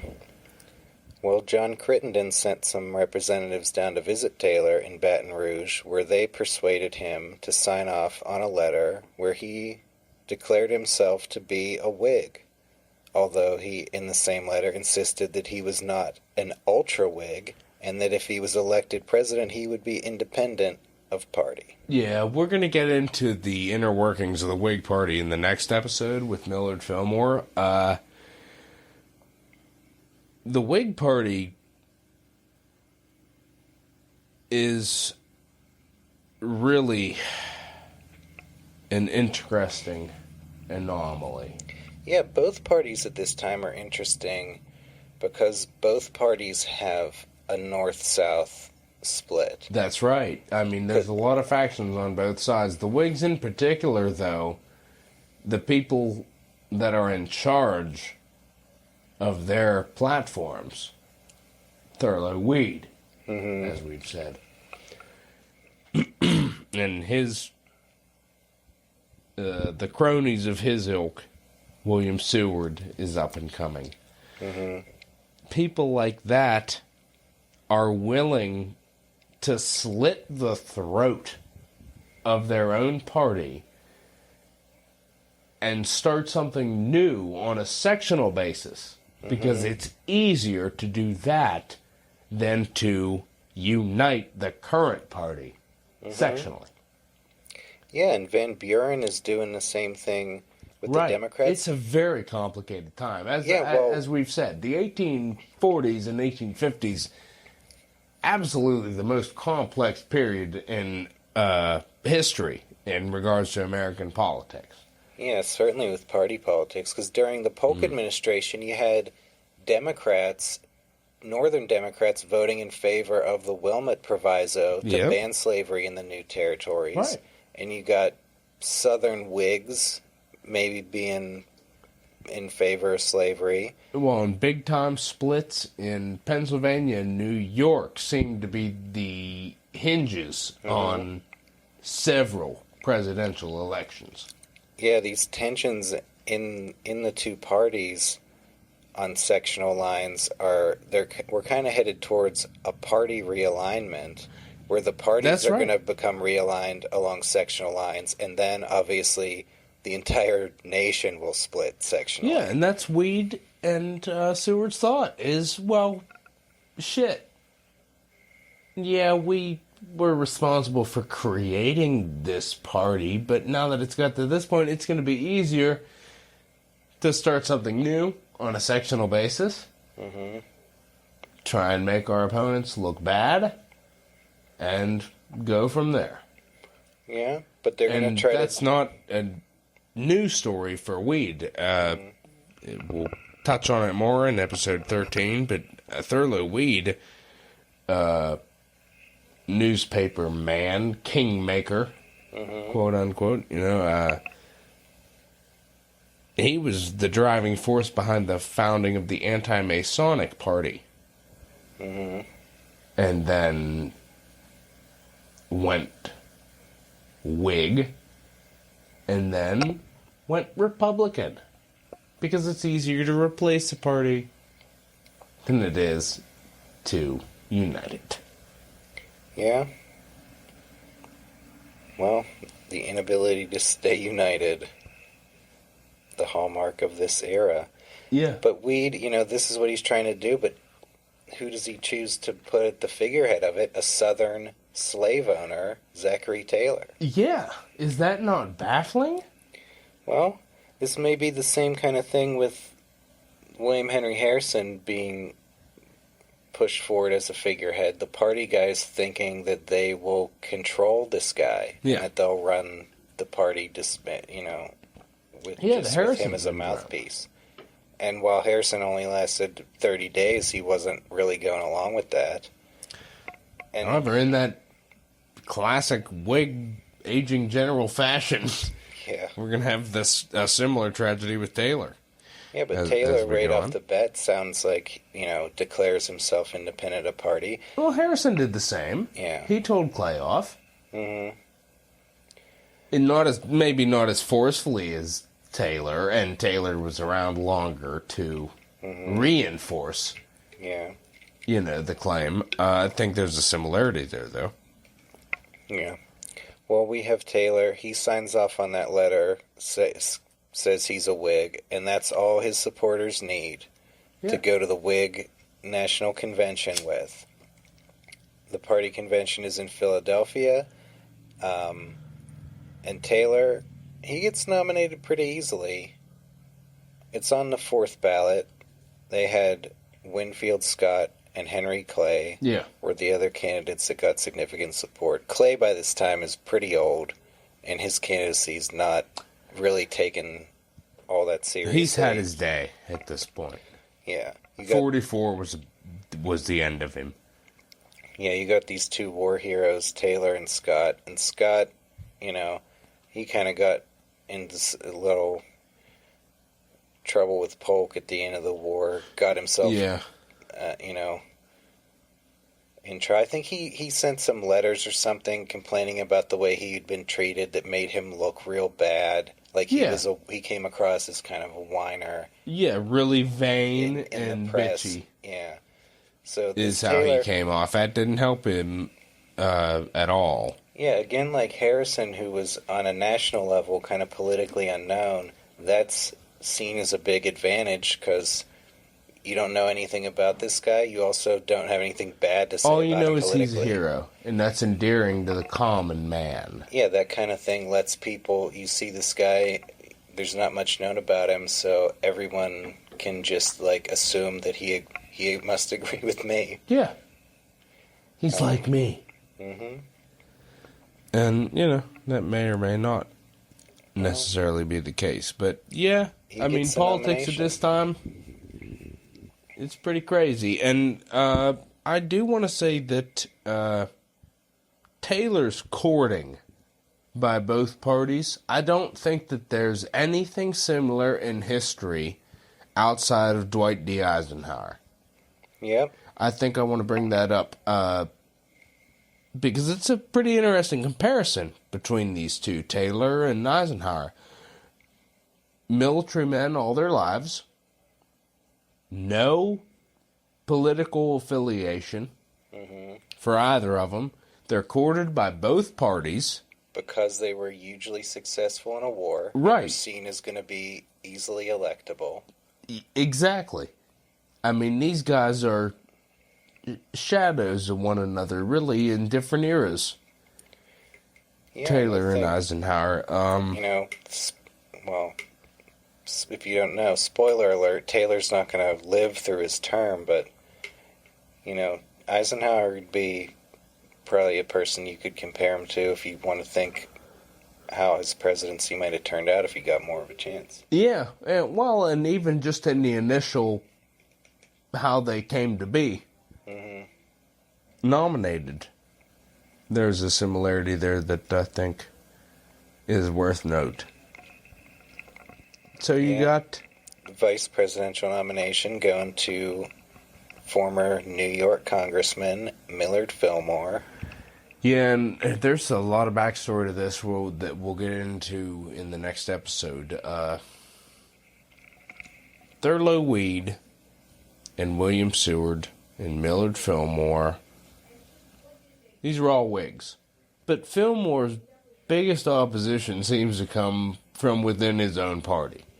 Weed and Seward are envious of Fillmore, and they look at him as competition in the state political machine of New York Whigs. They want to put Fillmore down. They don't want to see him do well. Fillmore getting in there was not exactly to their liking. No. But it was the most acceptable thing. And it geographically balances the ticket, because here's the thing. How do you make a Southern slave owner appealing to Northern Whigs who are starting to take on anti-slavery measures to a point where they're starting third parties? Yeah, and you got Martin Van Buren on a third-party candidacy on abolitionist grounds. He's going to attract some. That's he's going to be attracting Whigs as well as Northern Democrats. If you're going to have a snowball's chance in hell of putting Zachary Taylor in there, you better make damn sure you have a Northern Whig that has anti-slavery values, but that is friendly to the South. There's only one man in the Whig Party that fits that description, and that is Millard Fillmore. So, despite Weed and Seward's apprehension, they have to accept Millard Fillmore to balance his ticket. It's obviously going to turn out to be a huge call, that vice presidential nomination. So, hey, you got Zachary Taylor. He's nominated to be president, but he's not running. He's George Washington sitting at home, reluctantly, maybe willing to accept the call. So when the convention sends Taylor a letter telling him he has been nominated, they don't get a response from him for over a month. They're nervous, like, is this guy even... Is he even like... Is he dead? Is he even agreeing to run? I guess what happened is that Taylor had told the postmaster that he didn't want any more letters that were sent postage due. And so the convention's letter got put in a dead letter pile, and he didn't even get it for a month. Wow. So eventually, I guess he wrote back agreeing to run. Well, and that's about all he did. He had an interesting statement in his letter. He said, quote, "I am not a party candidate, and if elected, cannot be president of a party, but the president of the whole people." Yep. Taylor, coming from an outside independent cast of mind, the whole way through. Yep, he's said, okay, well, I guess I'm a Whig, whatever. But he does not embrace their ideals necessarily. No, they don't, and they don't even know what he believes. And I don't know when it was. I don't think anybody does. I don't think he didn't say this publicly, but I think there's a letter he said in a letter, and it was probably around this time, that two of the big Whig policies were the Bank of the United States and high tariffs. Yeah. Protectionist tariffs. And Taylor said in one letter, he's like, the idea of a Bank of the United States is dead now. Polk had established independent treasury. He's like, that's dead. And a tariff is going to be revenue-based. So he's, at least privately, not on board with two major Whig policies. Yeah, so you got an immediate conflict with the party that put him in power. Yeah, which is also kind of the same thing that ended up happening with John Tyler becoming president. That's right. He didn't favor those two Whig policies and ended up getting thrown out of the party. Yeah, that's right. That's a good comparison. But, he's Zachary Taylor, the war hero, and the Democratic candidate is Lewis Cass. Yep, and you got a three-way race here. Zachary Taylor, Lewis Cass, former President Martin Van Buren. And in the end, the results were tallied. Taylor and Cass, 15 states apiece. But Taylor, he's going to get the Electoral College 163 to 127, as well as the popular vote 1.36 million to 1.22 million. Was Van Buren enough of an issue to thwart Well, Taylor the won. chances of Lewis Cass? Taylor got the all-important state of New York. That's it. And that was pretty much the difference.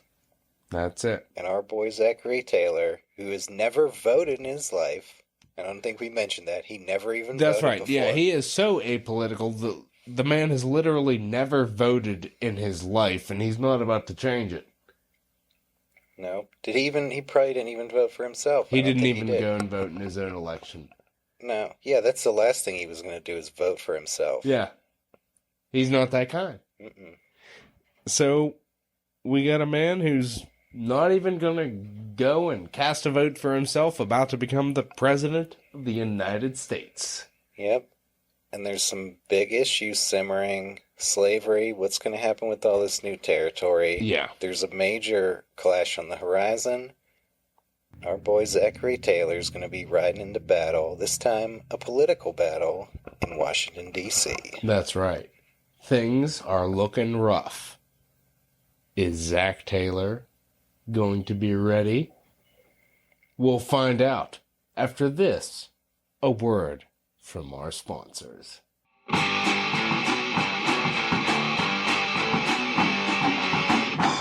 The Dead Presidents Podcast is brought to you in part by J.W. Mulcahy, Merchant Taylor, who respectfully begs leave to inform the public that he has just received a very choice lot of English and French cashmeres, silks, and linen vesting. His stock is of the most fashionable and finest qualities, he works on the shortest notice, and his prices are unusually low. His shop is conveniently located on 4th Street near Main and Market. To our male listeners, J.W. Mulcahy will take your style to the next level.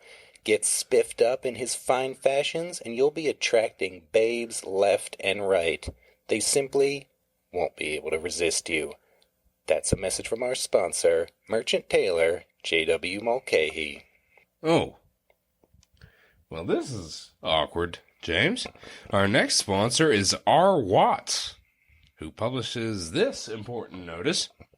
Whereas J.W. Mulcahy, a merchant tailor who keeps his shop on 4th Street between Main and Market in this city, has induced my wife, Mary L. Watts, to violate her marriage vows and to leave my bed and board, this notice is to forewarn all persons from crediting or harboring her on my account, as I am determined not to pay any debts of her contracting.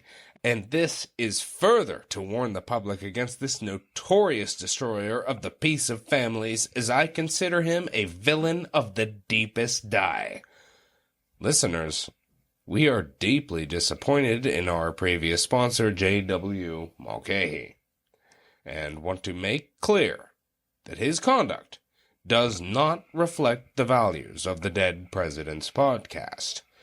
When we agreed to run his Merchant Taylor ad, we had no idea that he was a disgraceful homewrecker. Our hearts go out to R. Watts, a good and honest man, whose world has been shattered by J.W. Mulcahy's shameless philandering. Hopefully, the sordid details of this affair will remain private. This just in, we have a breaking news report bringing to light some of the sordid details of this affair. On Friday afternoon last, Mr. R. Watts, who resides in the upper part of the city, came home rather unexpectedly and caught his wife, whose fidelity he had for some time suspected, in a rather equivocal position with Mr. Mulcahy, a merchant tailor on 4th Street between Main and Market. When they were discovered, they acknowledged they had been engaged in this illicit commerce for some 14 months.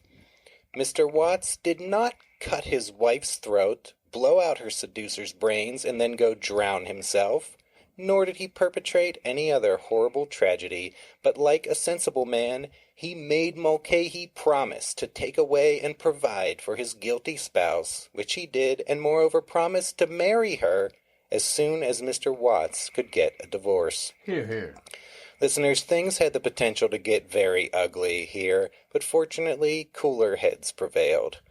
The parties can now close the book on this unseemly chapter and move on with their lives, thankful that no violent scene occurred.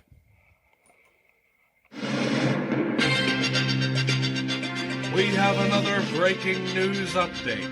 Apparently, a violent scene has occurred in full view of the public.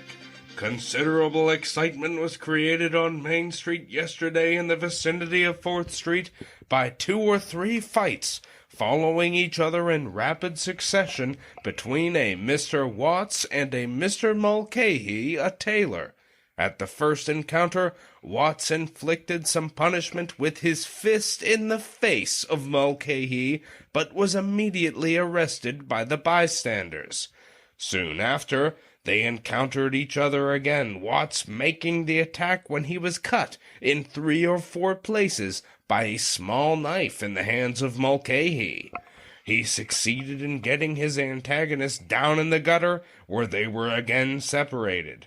By this time, quite a crowd had assembled, and much feeling was manifested against Mulcahy, who was finally taken secretly away by his friends. The cuts inflicted on Mr. Watts were not serious. The encounter grew out of the affair that had been brooded about in regard to the liaison of Mrs. Watts with Mulcahy, the husband having been much irritated of late by the supposed slanderous talk of Mulcahy in regard to himself. The general impression of the bystanders was that the seducer didn't get whipped enough. Listeners, if you see J.W. Mulcahy walking down the street, feel free to bash him upside the head a time or two. R. Watts will thank you, the Dead President's podcast will thank you, and public opinion will be on your side, as this contemptible rake has only gotten a fraction of what's coming to him. In the meantime, be sure to get your clothes tailored somewhere else. That's a message from our sponsor, R. Watts. And now, back to the show.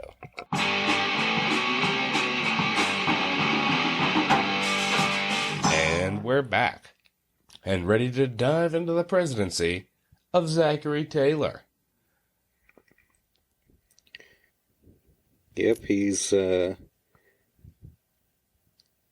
starting off, unlike any president before, with no political experience, not a lot of political connections. There's absolutely no influence there as far as he's concerned. There's nobody that's been molding his mind one way or the other. He's completely outside of the game. Yeah, he doesn't really owe anybody anything. He's got to put together his cabinet. He wanted Kentucky Senator John Crittenden to be Secretary of State, but Crittenden had just been elected governor of Kentucky and felt compelled to serve there, so he doesn't even have, Crittenden probably could have been a big influence on him.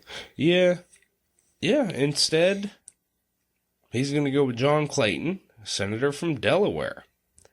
Yeah, he pretty much waited till he got to D.C.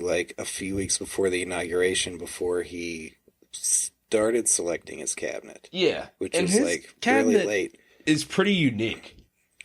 Yeah.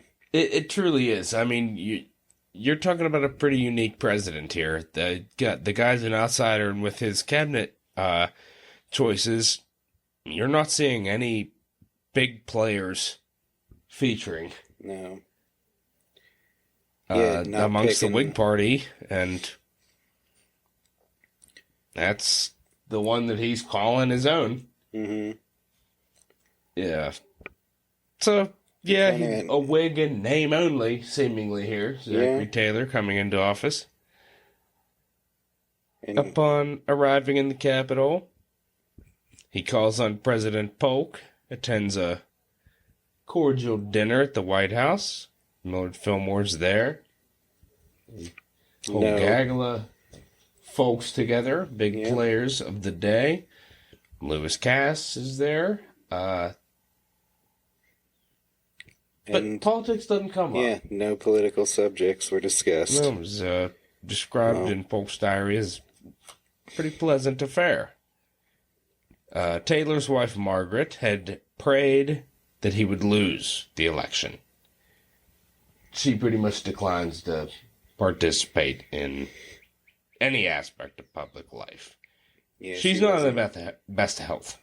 No, she wasn't big on him becoming president and didn't want to really be part of it. She spent her time on the second floor of the White House, pretty much left the hostess duties to her youngest surviving daughter, Betty, who had just married Colonel William Bliss, who was Taylor's chief of staff during the war. Yeah.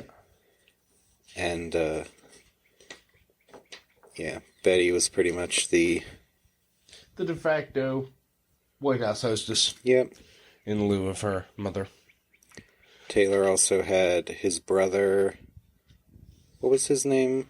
Richard?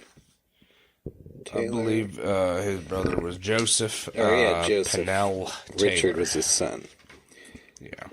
Yeah, Taylor's brother was one of his advisors or one of his staff. According to some sources, if you wanted to get to the president, it would behoove you to talk to his brother, Joseph Pennell Taylor, in order to get to the presidency here.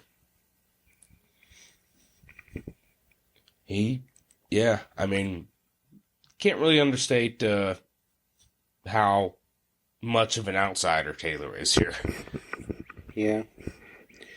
Of any president previous, he is the most quote-unquote Jimmy Stewart goes to Washington figure that we've seen, but much more rough and tumble. Mm-hmm. We didn't really talk about it before, the way he carried himself as a general, and just in general, really. Zachary Taylor is a pretty common man. People that would visit the military encampments would see this guy dressed in this, it's not, it's not a uniform. He'd have, some frayed, battered coat jacket on and, a normal straw hat. They would mistake him for a servant of General Taylor. Yeah, and there was took great relish in that misunderstanding. One time an officer showed up at his tent to see the general, and there was some old guy sitting outside polishing a sword, and the officer was like, "Hey, I'll give you $1 to polish my sword too while I'm waiting for the general." Yeah. And he was like, "All right, I'll take that $1," and it was Zachary Taylor. Yeah. Yeah, that kind of, just completely common image. It's there all the way, and it's certainly an unusual presidency. Mm-hmm. Yeah, he likes to see himself as, as a George Washington type. Yeah. Beyond and above politics. His inaugural address paid particular homage to George Washington. Yeah. He said he would look to Congress to regulate domestic policy. One of the only somewhat substantive political statements he had made. In the letter where he declared himself a Whig, he also said that he believed the veto power should only be used on unconstitutional bills. Yeah. Which was more the older George Washington style of view of it that the Whigs liked, that Jackson and Polk didn't go with. Taylor seemed to be hearkening back to that as a role for Congress and the president. Yeah, Taylor seems to approach the presidency much more as a presider role than did Polk. Well, that's what he said going in. That's also what William Henry Harrison said. Yeah. But he wasn't going to be pushed around either. I don't think Taylor's going to get pushed around. Right. Doesn't intend to. Yeah, both of them. I mean, there's some obvious similarities between Harrison and Taylor. Yeah. And one of them is they stood up for themselves, despite what the people that put them in power figured would happen. Yeah. So, Taylor's in office, and hey, I mean, we got immediate issues here. The Mexican Wars just ended, and we have a massive chunk of new territory. And now it falls on Zachary Taylor to decide what's going to happen with it. Well, I mean, it's fallen on him in Congress. Based on what he had said, he might be looking to Congress to do something about it, but Congress has some issues. Yeah. This whole thing is going to cause a deadlock. There's like several territories at issue that have some interlocking issues. And each and every one is going to pretty much prove its own point in Congress for argument. Yeah. Slave free being the biggest issue. Now, let's take a step back. Inauguration Day. Taylor and Polk riding together in a carriage on the way to Taylor's inaugural. They have a little conversation that Polk records in his diary. And Polk is left pretty disturbed by what Taylor has to say during this little trip. Couple little offhand comments. Yeah, little couple remarks kind of threw Polk for a loop and maybe made him wonder for a second if he had made the right decision stepping down. Taylor says, well, and this is pretty casual. Like, I mean, this isn't any type of formal diplomatic statement or anything else, nothing practiced about it. Yeah, he just pretty much casually brings up, California and Oregon, they're too far away. Let them do their own thing. They can form independent governments. Yeah, it might be too distant to be part of the Union. Yeah.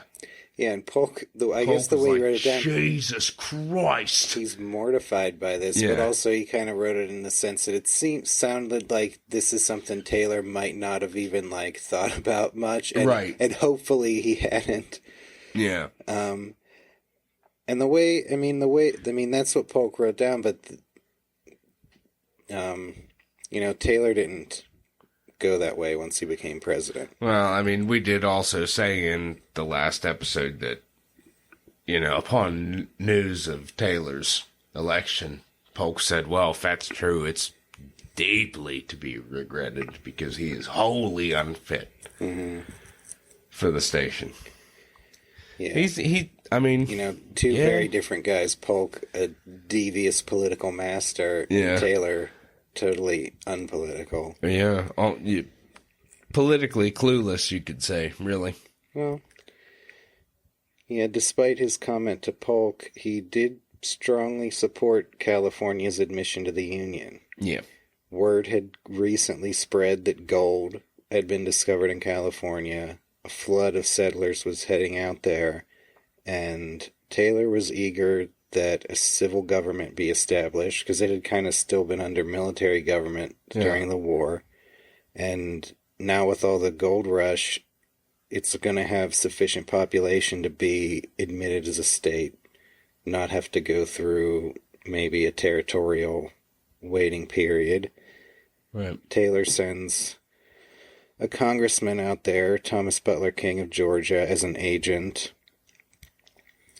And the people of California were impatient. They already start setting up their civil government on their own with no guidance from the federal government.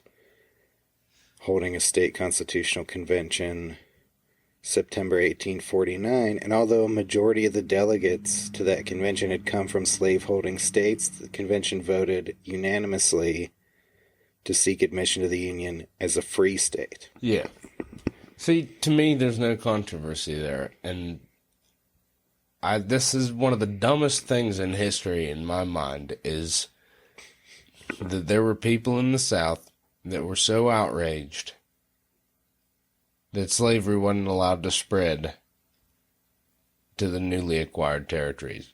In episode 13, we'll talk about some dissent in Georgia in regards to California that is just so pithy and so stupid. Mm-hmm. And sadly, it's not uncommon. I mean, this is some really dumb shit. Yeah, because the thing is, there are no slaves existing already in those territories. Right. Slavery was illegal in Mexico before. Mm-hmm. And the terrain out there is not suited to the farming of the crops that are used with slave labor. That's right. You're looking at sugar and you're looking at cotton, and neither of those are going to fly in Texas or West. So the southern states that are pushing for these to be slave states, it's like they'd only be slave states on paper. You can say that slavery is allowed there, but slavery is not, needed there. It doesn't even make sense there. So, I can't get over how stupid an argument. Yeah, this is the whole part I don't understand, because they want to maintain the balance of power. And if they feel like, because at this time, even with abolitionists, no one's really pushing to abolish slavery where it already exists in the South. That is true. That's not a conversation yet. And it seems like the slave states, at this point, they're thinking like decades ahead. And they're like, if we, eventually they're going to start having that conversation, and we have to throw a wrench in it decades before. Yeah. And this, as much as, not that we ever sympathize with the arguments of slaveholders of the slave states, but this is where they really jumped the shark, in my opinion. I can agree. I mean, we're always, obviously against slavery, but up to this point, you can almost see at least their perspective. This is where it just doesn't even make sense anymore. It doesn't. Even if you assume... I just think it's such a stupid argument. Even if you ignore the fact that slavery is just morally wrong. Yeah. They don't make any sense anymore. No. And here's the thing, Zachary Taylor, Southern slaveholder, he's not going along with this new Southern bullshit. No. He's diametrically opposed to it, and therein arises a problem now. Mm-hmm. Because Taylor's candidacy rested on Southern support. Yeah, well, nobody ever bothered to ask him what he thought about this. No, and he remained cards to the chest. Mm-hmm.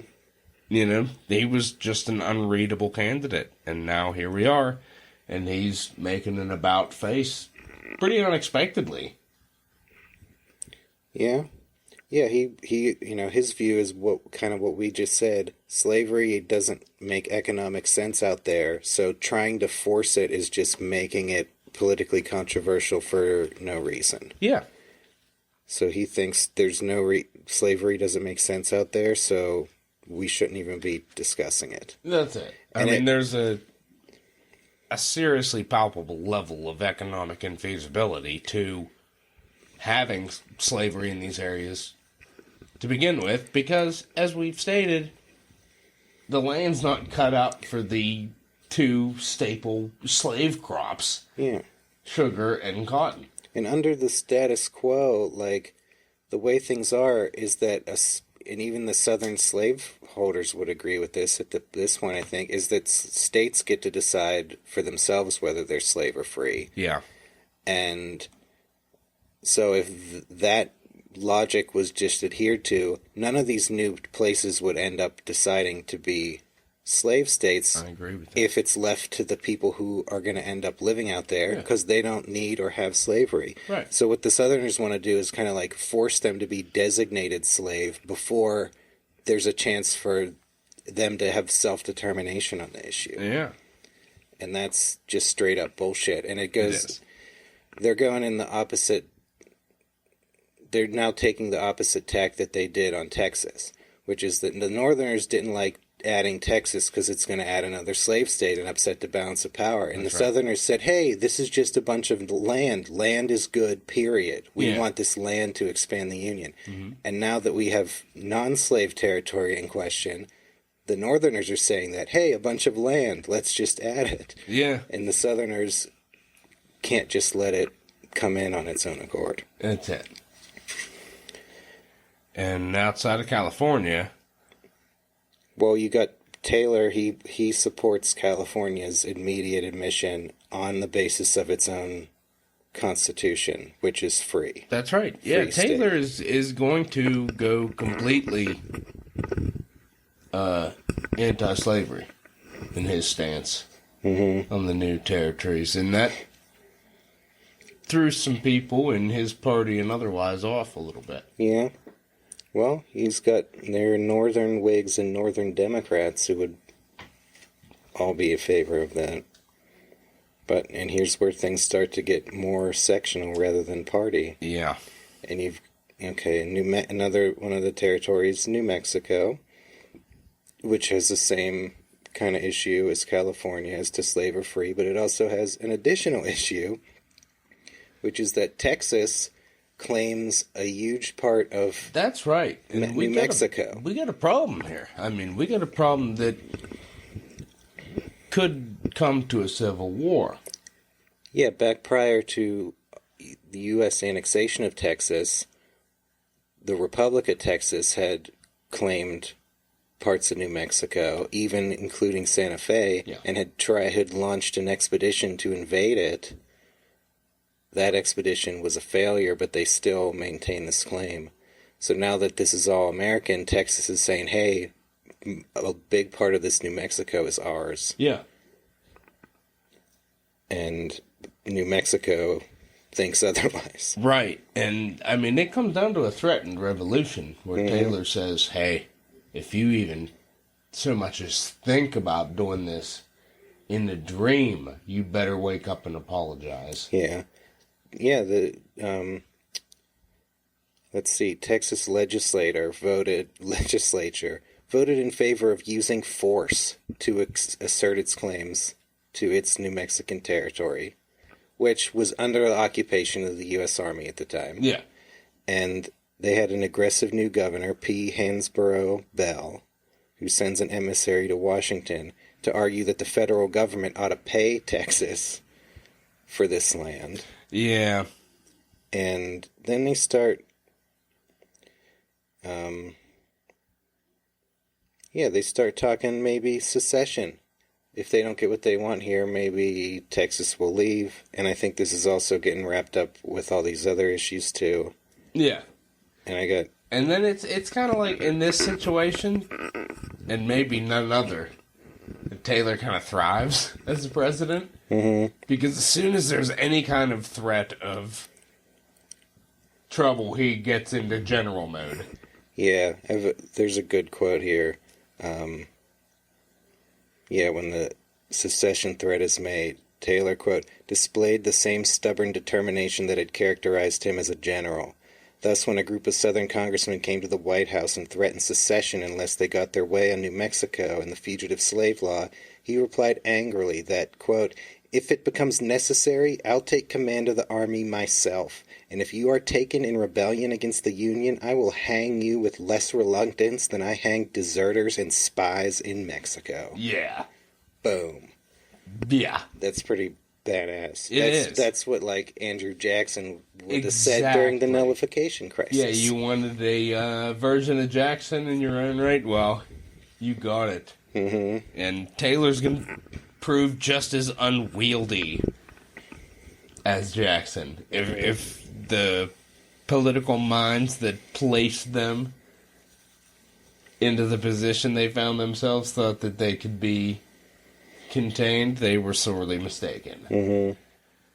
Yeah, May 1850, New Mexico drafted its own constitution, requested admission as a free state. Logically. That's another one. Yeah. And now we've got Utah. Yeah, this one is really baffling because we almost had a completely different state out there. Mm-hmm. Deseret. Yeah, Deseret or Desiree, I'm not sure how it's I pronounced. think it was Deseret. And Deseret. There was some Mormon influence there. Oh yeah, this is the big Mormon. Yeah, this is a really interesting the majority Mormon piece of area. history and how we almost had the state of Deseret amidst all these Yeah, I think newly acquired lands. Yeah, I think Salt Lake City is the main settlement here. Yeah, It's they a had Mormon parts of population. California in it, and a little bit north. That was a big hunk. That's the thing. Tried to claim. Yeah, part of their problem was that they claimed way too large of a territory. The largely Mormon population drafted a constitution in March 1849 and claimed a huge amount of territory that includes Utah and Nevada and large parts of Arizona and Southern California, and asking to have that be admitted as a state. Yeah, and another. It's a pretty large pill to swallow. Yeah, what they're asking out there, and that's another. Would be another free state. But another part of the problem, in addition to having asked for way too much territory, is that the Mormons practice bigamy. Yeah. And the U.S. doesn't want to condone that. So they're kind of against that. And I don't remember when Utah got admitted as a state. It wasn't until later. But a little bit later. one of the conditions of it was that bigamy be banned. Yeah.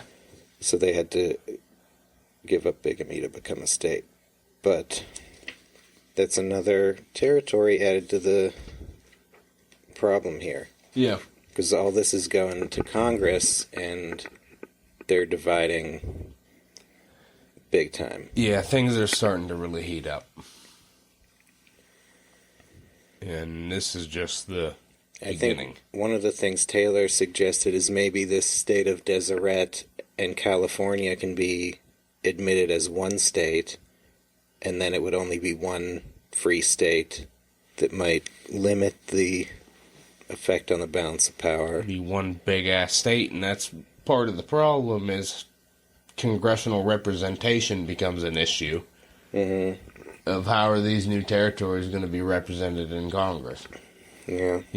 There's just all kinds of shit going into the pot here. Yeah. And nobody's minding the stove. Yeah. Well, if they're states, they'd each get 2 senators, which is part of the issue. And one of the things that was floated during this time is that maybe Texas be divided into 2 states so that they can have 4 slave senators from Texas. Yeah. And, some of this just seems nonsensical. Yeah. But we're heading in that direction. Mm-hmm. I don't know. You think politics are crazy now?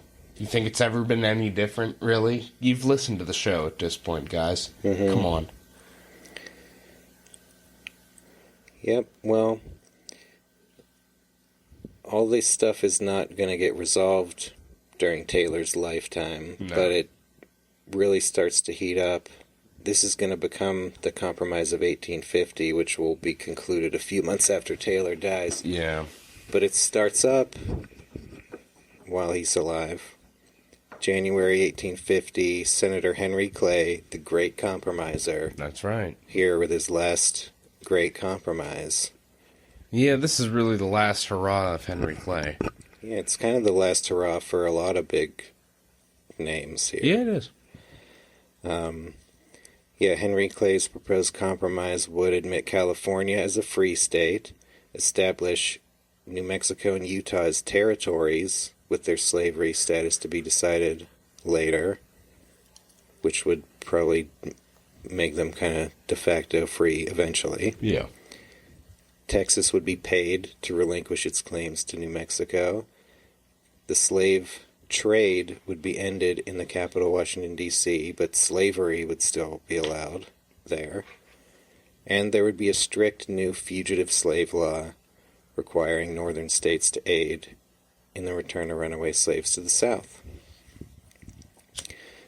And Clay proposed that all in one bill, which had something in it for everyone to hate and find totally unacceptable. Yeah.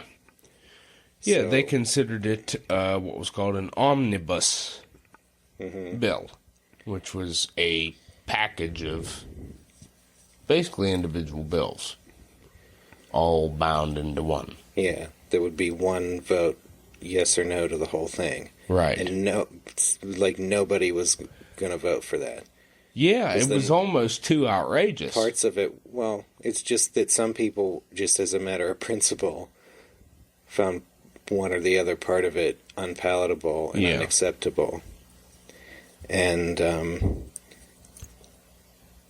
how's Taylor fit into this? Well, he's acting like he might veto a fugitive slave law.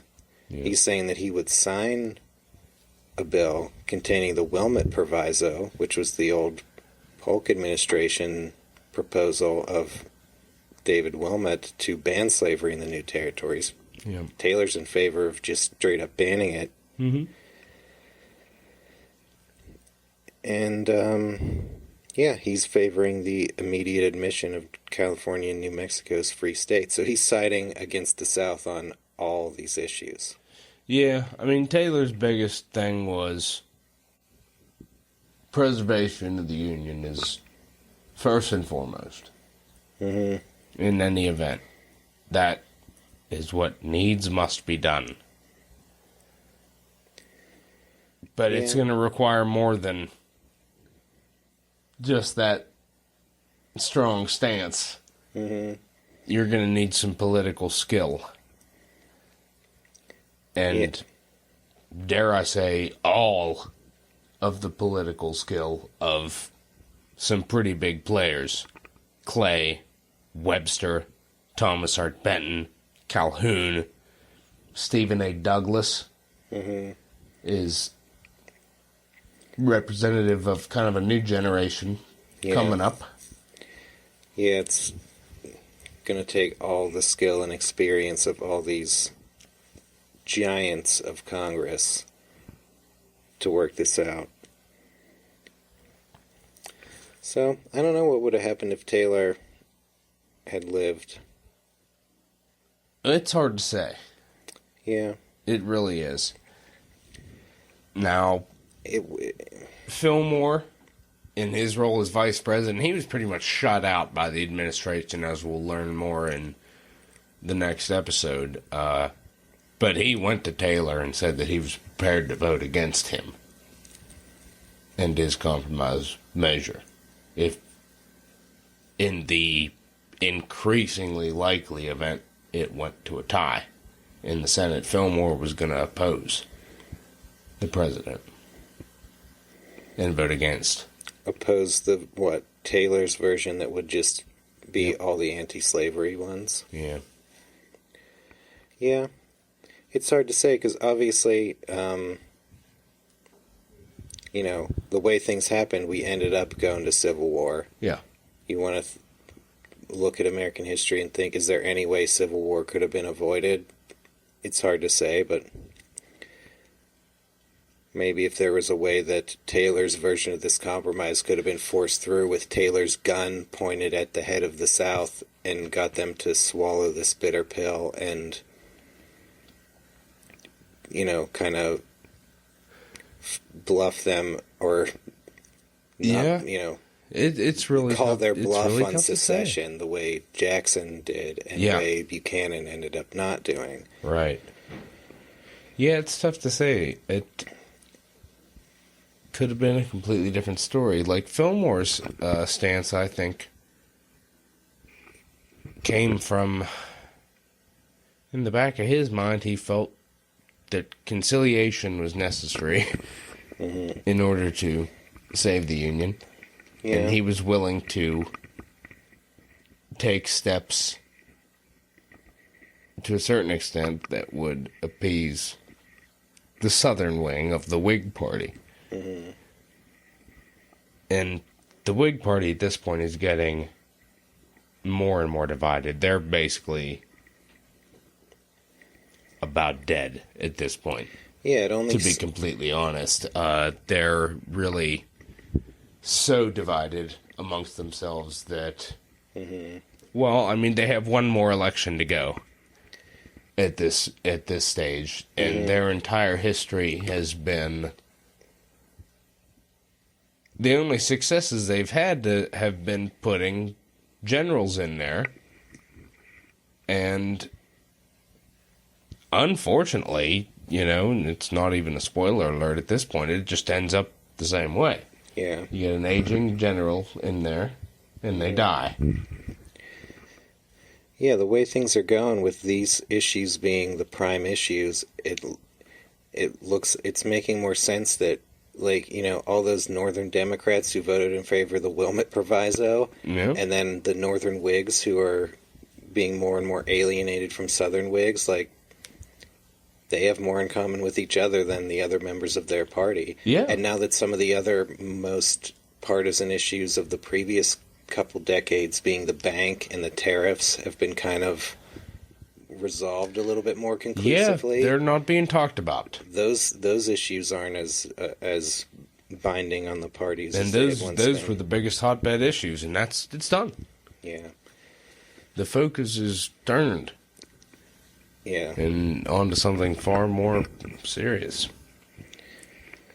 So, Taylor died, and what ended up happening was that all those aspects of Clay's omnibus bill, they were split all into individual bills. Right. And they were all voted on individually, and all of them passed. But everyone who hated one or the other of them got to vote against them as a matter of principle. That's right. And Fillmore, I think... Seems like a pithy thing, huh? Yeah.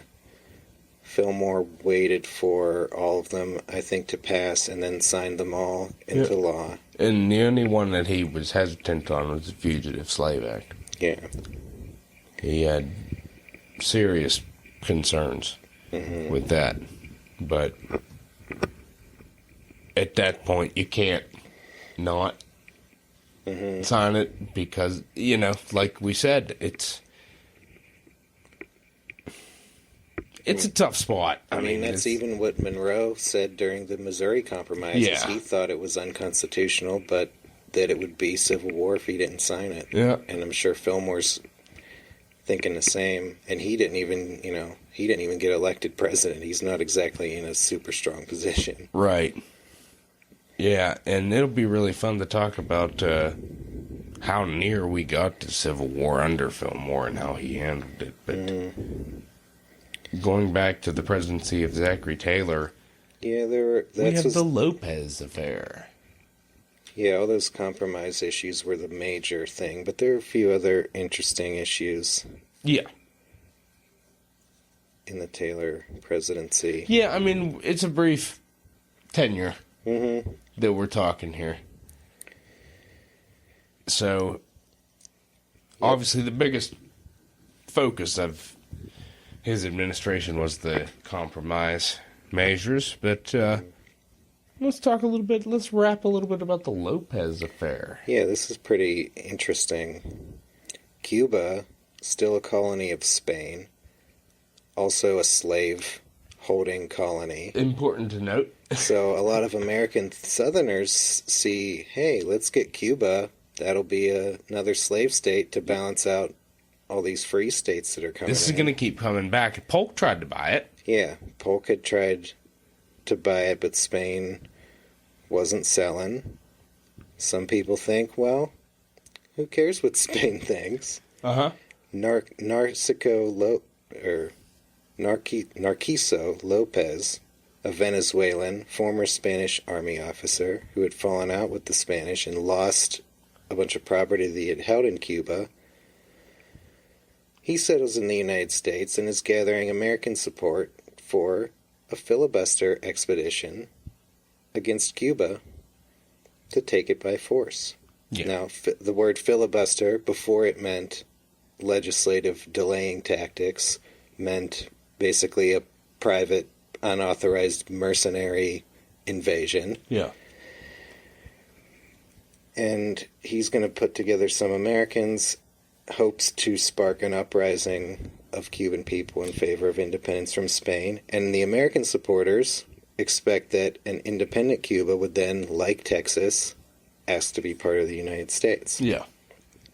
And it gets a lot of prominent support in America. It does. So, kind of surprisingly in my mind. But I guess perhaps not given the Southern viewpoint at the time, but... Yeah, and given, people were probably pretty hawkish after what we just did to Mexico. Yeah. Might as well do it again to Cuba. This would be like a combination of the Texas Revolution and the Mexican-American War. Yeah. Mississippi Governor John Quitman, who was a brigadier general serving under Taylor in the Mexican War, is on board. And Lopez, he offered $100,000 to Jefferson Davis to lead the expedition. Davis, of course, a military hero at the Battle of Buena Vista, helped save that battle. Yeah. Davis turns him down, but says, hey, why don't you ask an old buddy of mine, Robert E. Lee? Yeah. And Robert E. Lee was seriously considering it, but he also turned it down. Lopez, not one to be discouraged.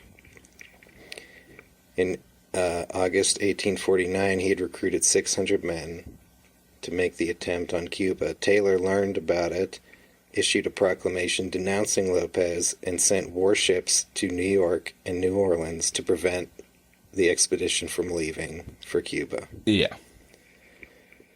Lopez still not discouraged.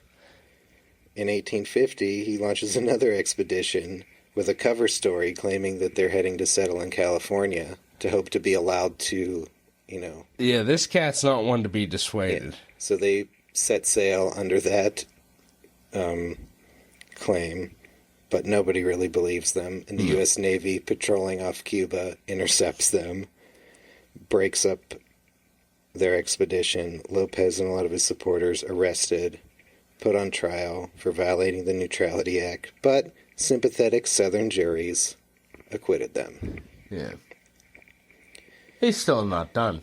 Well, on that attempt, some of the Americans who were part of it were captured by the Spanish, and they were ready to be executed as pirates when Taylor intervened and got the Americans released. Yeah. And then the final act in this saga won't be until the Fillmore presidency. Yeah. We'll give a little bit of spoiler alert. It doesn't end well. Not for Lopez. No. He launched it. This time he actually invaded Cuba. Didn't get very far. Yeah, I don't even think they reached the mainland. I think that the Cuban Spanish forces came out and captured them in the water before they could even get to the mainland. And they were rounded up, jailed, and executed. Yeah. Lopez and many Americans who joined him were executed. Yeah, and this time, there's no Zachary Taylor to intervene. No. This time, it is an international issue, and President Millard Fillmore, to his credit, handles it very carefully because we're avoiding war with Spain at this point. Yeah. And, yep, those guys fucked up. That's on them. We're not stepping in to save them. And we'll wait till episode 25 before we actually go into Cuba. That's right. For once and all. Teddy Roosevelt's going to be there. Yep. Speaking of Teddy Roosevelt, another issue during the Taylor administration was a canal. Yeah. In Central America.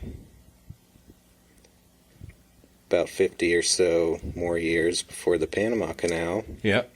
Britain and the United States both trying to gain influence in Central America with an eye toward a canal being built there. Yeah. Because it would, that you have to sail all the way around South America, and especially with California being big now. Yeah. You really want to make it more convenient to get over to the West Coast. Well, another thing, too, and this will come up in episode 13, who has naval superiority in the Pacific?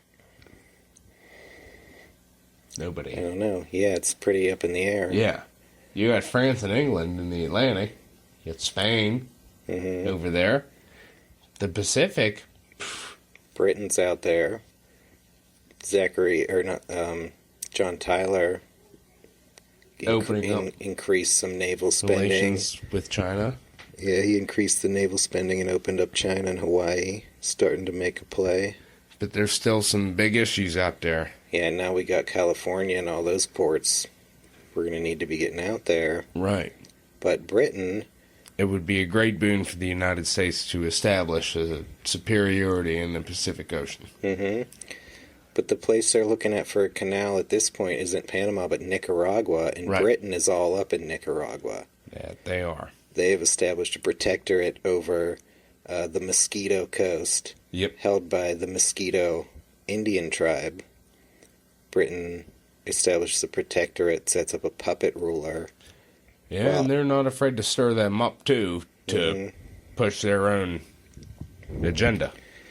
Meanwhile, American diplomats are with the Nicaraguan government, which was the former Spanish Nicaragua, gaining its independence, while Britain's playing with the Indians, who arguably had not submitted to Spain. At least that's the British argument. America negotiating with the Nicaraguan government. And now we got, now we're butting heads with Britain. Because we're both trying to gain access to this territory by different people, locals, claiming ownership of it. Yeah, and this is going to heat up more so following Taylor's death. Because Britain, Palmerston, who's the British minister over there, he is a real shit stirrer.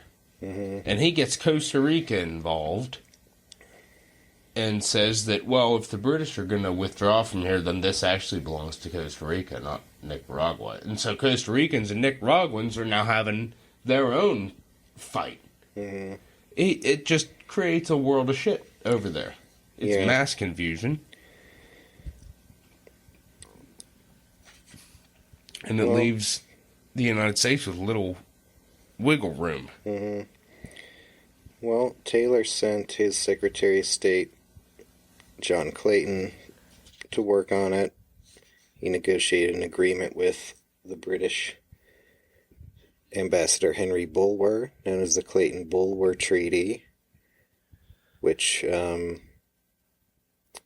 it said that they agreed that any canal built in Central America would be neutral, and that neither Britain or America would erect fortifications on it or colonize or occupy any part of Central America. But then I guess there was ambiguity into that last requirement, where Britain thought that that would just be going forward. Yeah.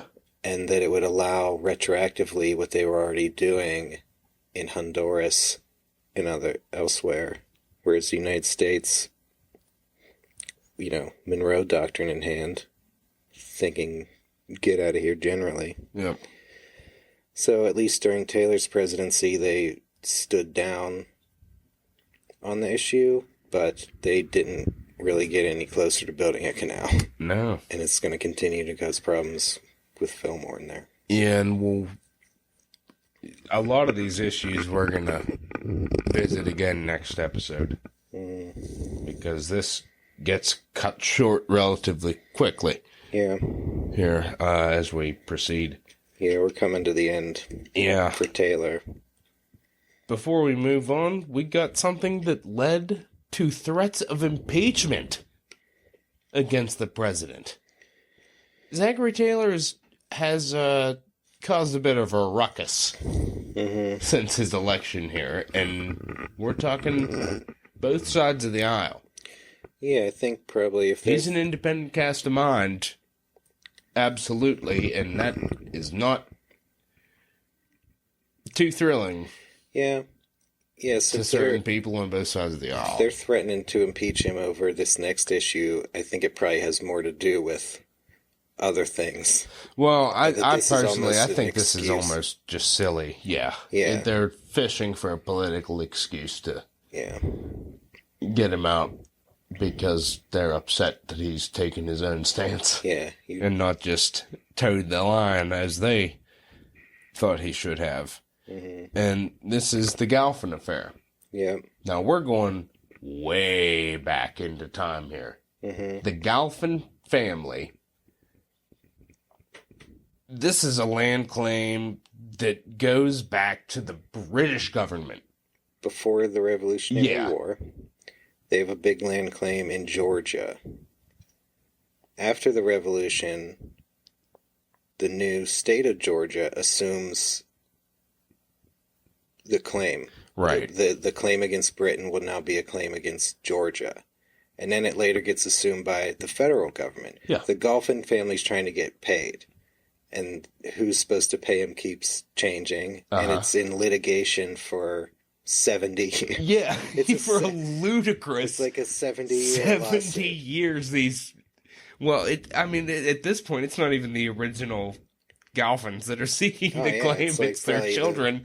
It's probably their grandchildren. Great-grandchildren, even.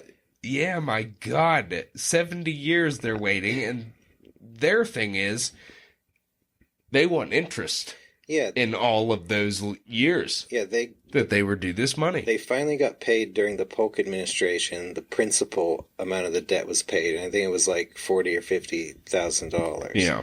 But the interest is outstanding. And that amount is now $192,000. Yeah, the interest thing did come to Polk's desk, and he was like, no. Yeah. Polk just, said no. Yeah, but they're not going to give up. Yeah, interest is still out there. And during the Taylor administration, the Treasury Secretary, William Meredith, is the one whose desk this is on. Yeah. He talks to Attorney General Reverdy Johnson, gets his concurrence, and they agree they're going to pay the $192,000 interest claim. Yeah. So what could be the issue with that? Well, seems like a pretty boring, long-ass lawsuit. It really does, but there is an inside connection that, well, criminally goes unsaid. Well, yeah, I don't know how they couldn't think this was going to be a problem, even if it's somehow not technically they illegal. Didn't know. We're George Crawford. Yeah, the Secretary of War. He's the lawyer for the Galpin family. He He is and has been the lawyer for the Galpin family, and he stands to gain a hell of a lot of money off of anything the government awards them, and he doesn't let anybody know. Well, but how hard could it be to find that out? Well, he later claimed that he did, but see, you think if he's going to finally basically win a 70-year lawsuit for them, he probably deserves to get paid. Yeah. But his fee is he's going to get 50%. Of Yeah, what's collected. he's getting a pretty So he's high, gonna get 80. pretty high fee. Yeah, that would be what? Almost $100,000, Right. which is a fortune. Yeah. That's like millions. Yeah. In today's dollars. So you got two absolutely. cabinet members signing off on a payment that's going to make a third cabinet member filthy rich. Yeah.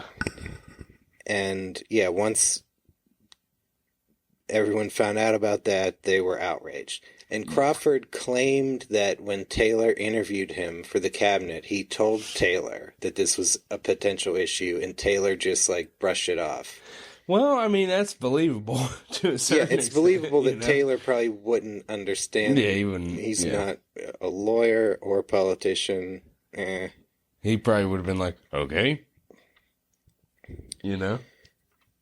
Yeah, so, you know... It's a big deal. It's, you know, it might not be technically illegal. He's, you know, he's a lawyer. He's allowed to get paid. The other cabinet members were in charge of making the decision.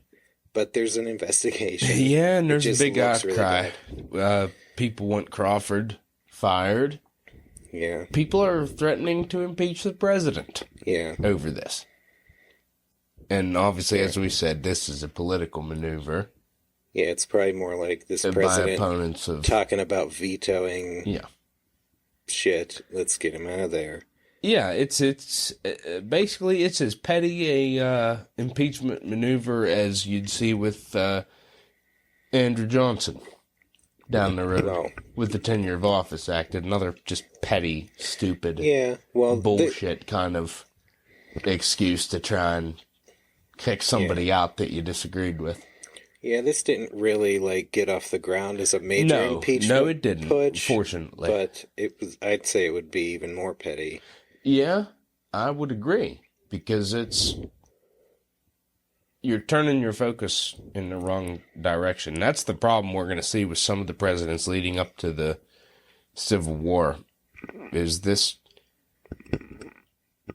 inter-party strife.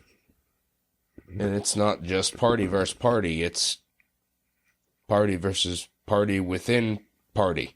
Mm-hmm. On both sides. It just starts to get stupid. Mm-hmm. It just is hard to fathom how anybody could have gone along with the course that Yeah. things are going to set out on. Well, this golfing thing is really starting to blow up in the summer of 1850. Yeah. All the compromise issues are heating up. And Yeah, this is still seriously being debated. I mean, and this is dominating Congress, Yep. these compromise debates. This is far from over. Washington heating up politically and also meteorologically. Yeah. The summer in Washington, D.C., very sultry and humid and unhealthy. Yeah. And you got Zachary Taylor. He's 64 years old when he becomes president. Yeah. He's pretty old for the time being president, tired out after years of war. During his first summer in office, he went on an extensive tour of the northern states and fell seriously ill in Pennsylvania with diarrhea, vomiting, and fever, a Sickness recurring keeps theme popping in his up life. here. And that's not too dissimilar from Polk. No. Always having stomach problems his whole life. Yeah, when he got sick then, word was sent to Washington, D.C. for Margaret Taylor to come to her husband's side because they thought he might die. He ended up recovering, but his trip was cut short. A year later, It was bad. a year later, he's 65. He attends 4th of July festivities at the Washington Monument. That's right. We talked about in the last episode, James K. Polk had selected the site for the Washington Monument. Well, now it's time to lay the cornerstone. So July 4th, 1850 is a big day. Yeah. There's a big hoopla yeah. going on. Also, as an aside, the Washington Monument was a big passion project of Dolly Madison, That's right. who died during the Taylor administration. That's right. And supposedly after she died, Taylor, in, commemorating her, called her the First Lady of the nation, and that was supposedly the coining of the term First Lady. I did hear that too. Yeah, I don't think it would be applied to the White House hostess in office until Harriet Lane, yeah, but it does pop under up Buchanan. there. That does need to be stated. I know that in our games of war, I've said that Harriet Lane deserves the credit for the first to be termed the First Lady of the land, but that's in all fairness, Zachary Taylor's eulogy to Dolly Madison is actually the first recorded coinage of the term First Lady. Yeah, Harriet Lane, I guess the first time it's applied to the current holder of the hostess position. Right. But yeah, 4th of July, not going to turn out too well for Taylor in 1850. He's outside in the heat for hours. By the time he returns to the White House, he's very hungry and thirsty.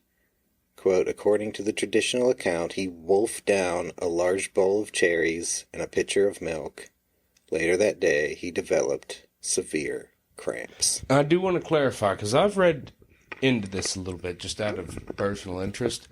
Iced milk is actually a confectionery dessert. It's almost like ice cream. Iced milk. You could look it up, and they have examples and photographs of it. It is almost like an ice cream. Iced milk. I thought, in my mind, reading about this early, that it was just a big pitcher of milk with ice in it. Yeah. But it's a dessert. It's like a confectionery type thing. So, he eats a shit ton of ice cream and cherries. This portion of the episode... in this cholera hot climate. Yeah, this portion of the episode not sponsored by E.W. Cole's Ice Cream Saloon. That's right. He doesn't want to be associated with this they usage weren't, of ice cream. No, he had nothing to do with this. E.W. Cole, no, he was not playing his ice cream is Tony healthy. Boyardi here and catering this event. E.W. Cole's just trying to use his ice cream to get laid, as his ad made pretty clear. Yeah. It's very healthy. Yeah, but so not Taylor makes the fatal mistake of cooling himself. Eating dairy in Washington, D.C. summer. With a bunch of dairy and raw fruit in the cholera rampant D.C. The swampy climate with not poor good. sanitation. That's why Congress held its sessions in the winter. That's right. Because nobody wanted to be in Washington, D.C. in the summer. So over the next few days after July 4th, Taylor is suffering from severe diarrhea. Yeah, he's not feeling good that night, and it just gets worse. Yeah. I mean, he is pooping and throwing up incessantly. Fortunately, as we mentioned in the last episode, he's not in the chamber pot anymore. There's actually indoor plumbing in the White House now, but he's probably holding the chamber pot while he's on the commode. Because he's got it coming out of both ends. This is not a pleasant situation. Yeah, the doctors give him calomel. Yeah, with all their brilliant wisdom, the doctors come in and decide, hey, what's best for, you got diarrhea and you're throwing up too. All right, well, hey, let me tell you, we're going to give you some opium and we're going to bleed and blister you. Yeah. Opium. How's that sound? Brought to you by J.S. Morrison Company. Yeah. They specifically asked to be sponsoring all aspects of opium in this episode. Yeah. Yeah, calomel, quinine, and opium, along with blistering and bloodletting. Yeah, state-of-the-art medical treatment going on here. It spared no expense with President Taylor. Surprisingly, he continues to decline. Yeah, unbelievably, it doesn't help him. It's just unbelievable. He continues to decline. You'd think opium would turn it around. Yeah, that was probably the only thing that made it bearable for him, to be completely honest. Because, my God, what a literally shitty situation that Zachary Taylor was in between July 4th and July 9th, 1850. Yeah. And on July 9th, Taylor, he's cognizant of the fact that he's going to die. Yeah. This has killed him. And I don't know how easy it would be for somebody of Taylor's mold to look at the situation he was in and think to himself, this is it. Mm-hmm. I'm dead. I'm fucked. Yeah. Well, his hero was George Washington. His last words are kind of reminiscent of Washington's second to last words. I die hard, but I am not afraid to go. Yep. Yep. Zachary Taylor utters his last words. I'm about to die. I expect the summons very soon. I have tried to discharge my duties faithfully. I regret nothing, but I am sorry to leave my friends. Now, our seasoned listeners will recognize those last words from episode 5's top 5 of the top 5 presidential last words. That was number 4? Yep. Yeah, number 4. And pretty shortly thereafter, Zachary Taylor passes away. Now, I did hear, I think it's in the documentary The American President, where they have a little bit more to this. And it's a quote that I liked so much that I actually put it in the first song that I ever wrote on my own. And Taylor was said to have said to a friend, "The storm in passing has swept away the trunk. I expect the summons soon. I regret nothing." Nice. So, I mean, these ideas, so those are we quoted his last recorded words, and he might have said these to somebody that had come to see him on his deathbed, and he might have said something similar, but I always liked, "The storm in passing has swept away the trunk." Yeah, we mentioned it also on the episode 5, top 5 last words, the conspiracy theory about his death. That's right, yeah. There's some suspicion there. They, even today, it persists. Now, they thought Zachary Taylor had been murdered by vengeful Southerners who felt betrayed by his position during the Compromise of 1850. Yeah, some said his symptoms were consistent with arsenic poisoning, and that was the rumor. That and actually, if you read about it, it's not dissimilar. Yeah. In regards to what the person is going through. So I guess there was. Yeah, but also Zachary Taylor keeps getting this same illness over and over again, and I throughout think his life, a bunch of other people, as we've made clear, a bunch of other people in Washington D.C. were sick at this same time with similar and that complaints. continues to happen, and it happened before. I mean, wait till we get to Buchanan's inauguration. Yeah, my goodness, is that a shit show? Oh my God! I mean, that was a huge. That could have been. Well, if one of the major news stations had a handle on the story of James Buchanan's inaugural and all the people that got poisoned that night, yeah, it was a problem. Well, it's not uncommon here. And Zachary Taylor, just an unhappy victim. Yeah, well, something pretty common. The rumors persisted, and in 1991, Taylor's body was exhumed, and tests were done, which revealed no elevated levels of arsenic, although someone, so that seemed like maybe that was debunked, but then someone claimed that they questioned tests, that the test was flawed. Yeah. So. And it just keeps going on. Was Zachary Taylor murdered or not? I don't know. Zachary Taylor I don't believe he was. He'd been getting the severe shit since 1809 when he served under James Wilkinson. I mean, Polk had the same issues with stomach problems. Yeah, he was stalked by the Grim Reaper of cholera morbus for 40-some years. That's right. I mean, Finally there's caught not, up with them. In my mind, there's no more a suspicion behind Zachary Taylor's death than there is behind Polk's. Yeah. They both, the same thing got them both. And I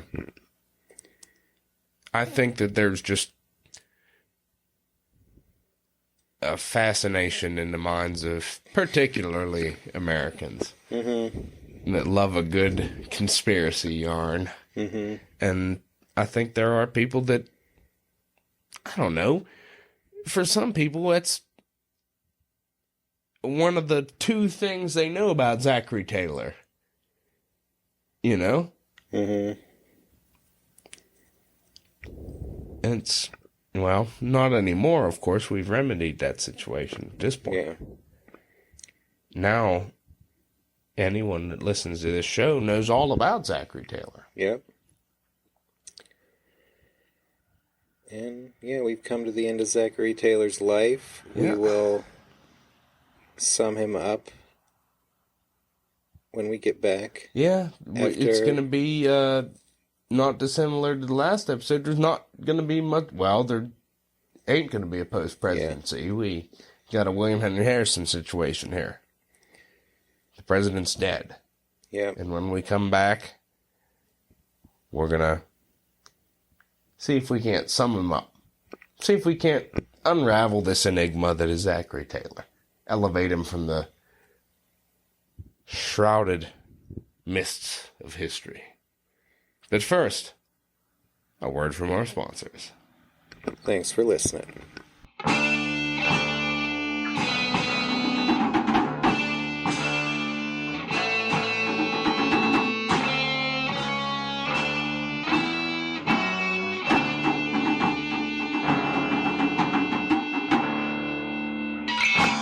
The Dead Presidents Podcast is brought to you in part by Ballard's Compound Extract of Strawberry Leaves, which is the best, surest, and safest remedy known for the cure of diarrhea, dysentery, cholera morbus, summer complaints, and pain in the stomach and bowels.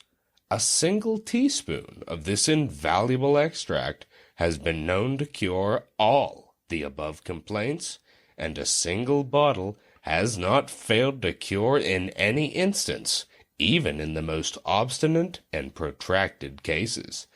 Thousands die with the above complaints, who might have been cured by using Ballard's compound extract of strawberry leaves. Listeners, I can't help but think that Zachary Taylor could have used a bottle of Ballard's compound extract of strawberry leaves. Had the presidential physicians been on the ball, Taylor would still be alive, and there'd be no President Fillmore. Listeners, when you get the shits, don't submit to bleeding and blistering. Tell your doctor you want Ballard's compound extract of strawberry leaves. We're also proud to be sponsored by Henry Mott, who wishes to call your attention to this item from the police blotter. At an early hour Tuesday morning, officers Corey and Horton of the 2nd Ward Police arrested two persons named Harriet Mott and John Jackson on complaint of Henry Mott. It appears that some months since the complainant started for California, leaving his wife and 3 children in the city. After reaching California, he occasionally sent his wife money, and at one time remitted $700 to her, which was duly received.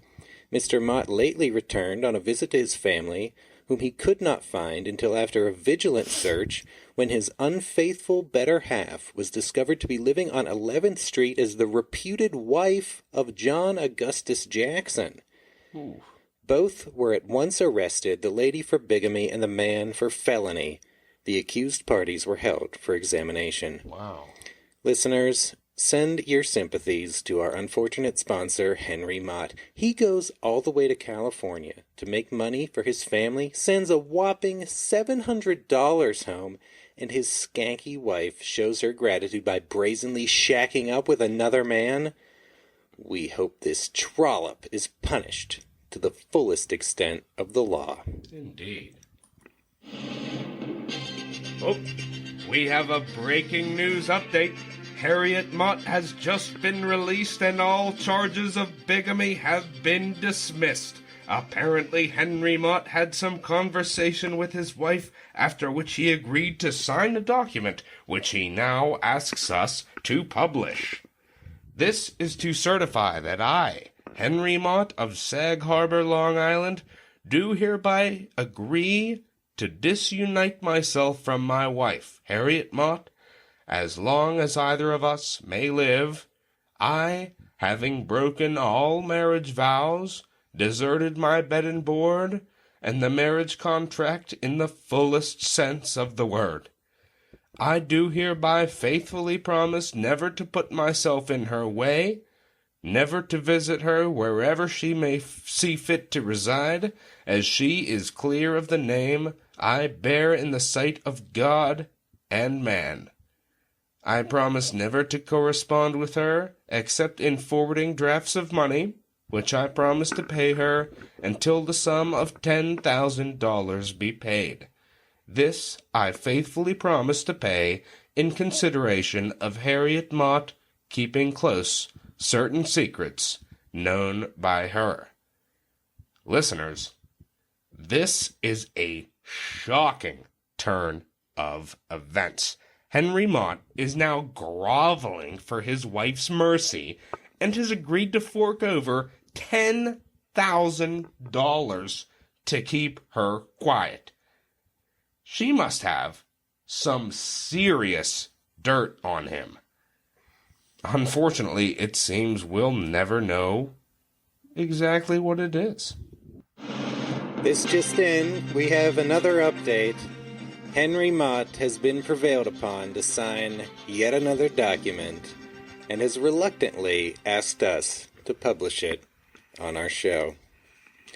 This notice is to certify that my former wife, Harriet Mott, has been at liberty to go and come with any gentleman she chose, as I, her husband, Henry Mott, formerly of Sag Harbor, Long Island, have broken the marriage vow by having criminal intercourse with a servant girl living with my wife, aged 11 years. Holy shit. Which my wife gave me no cause for. She has always proved herself a virtuous woman, and I pray God that he will forgive, and also that my former wife will, by the help of God, forgive me also. Listeners, we would like to retract our earlier expressions of sympathy for our sponsor, Henry Mott. Hear, hear.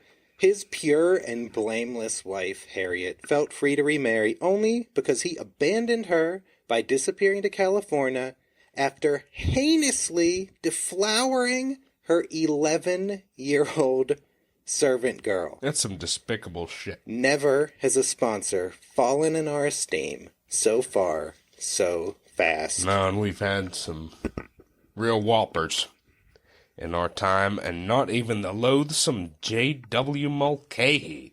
I mean, at least he was banging a grown-up. Yeah, tell me about it. Henry Mott takes the adult out of adultery. Indeed. We only hope that Officers Corey and Horton of the 2nd Ward Police are listening and that they can get to Henry Mott before he lights out for California once more. Amen. This has been a message from our sponsor, the monstrous pedophile, Henry Mott. And now, back to the show.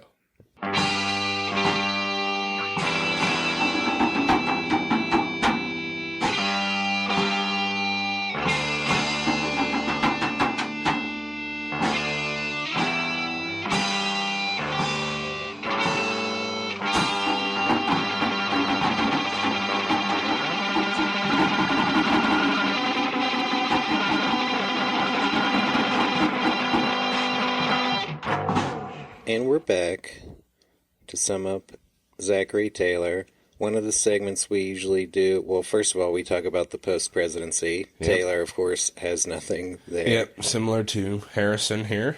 We also talk about our trips to the presidential homes. This one... Yeah, that's another thing. Zachary Taylor, there is no presidential home extant. No museum.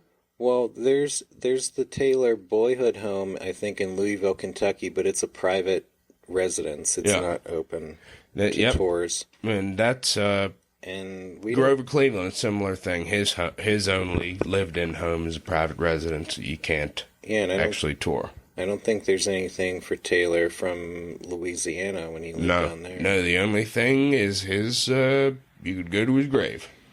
He's in Louisville, Kentucky, not too far from the privately owned childhood home.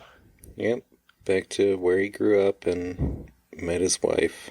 I guess that's where she took him to be buried. Yeah. So as we draw towards the close of this episode, one thing that we like to do here at the Dead Presidents Podcast is try and sum up our subject as a person. What were they like?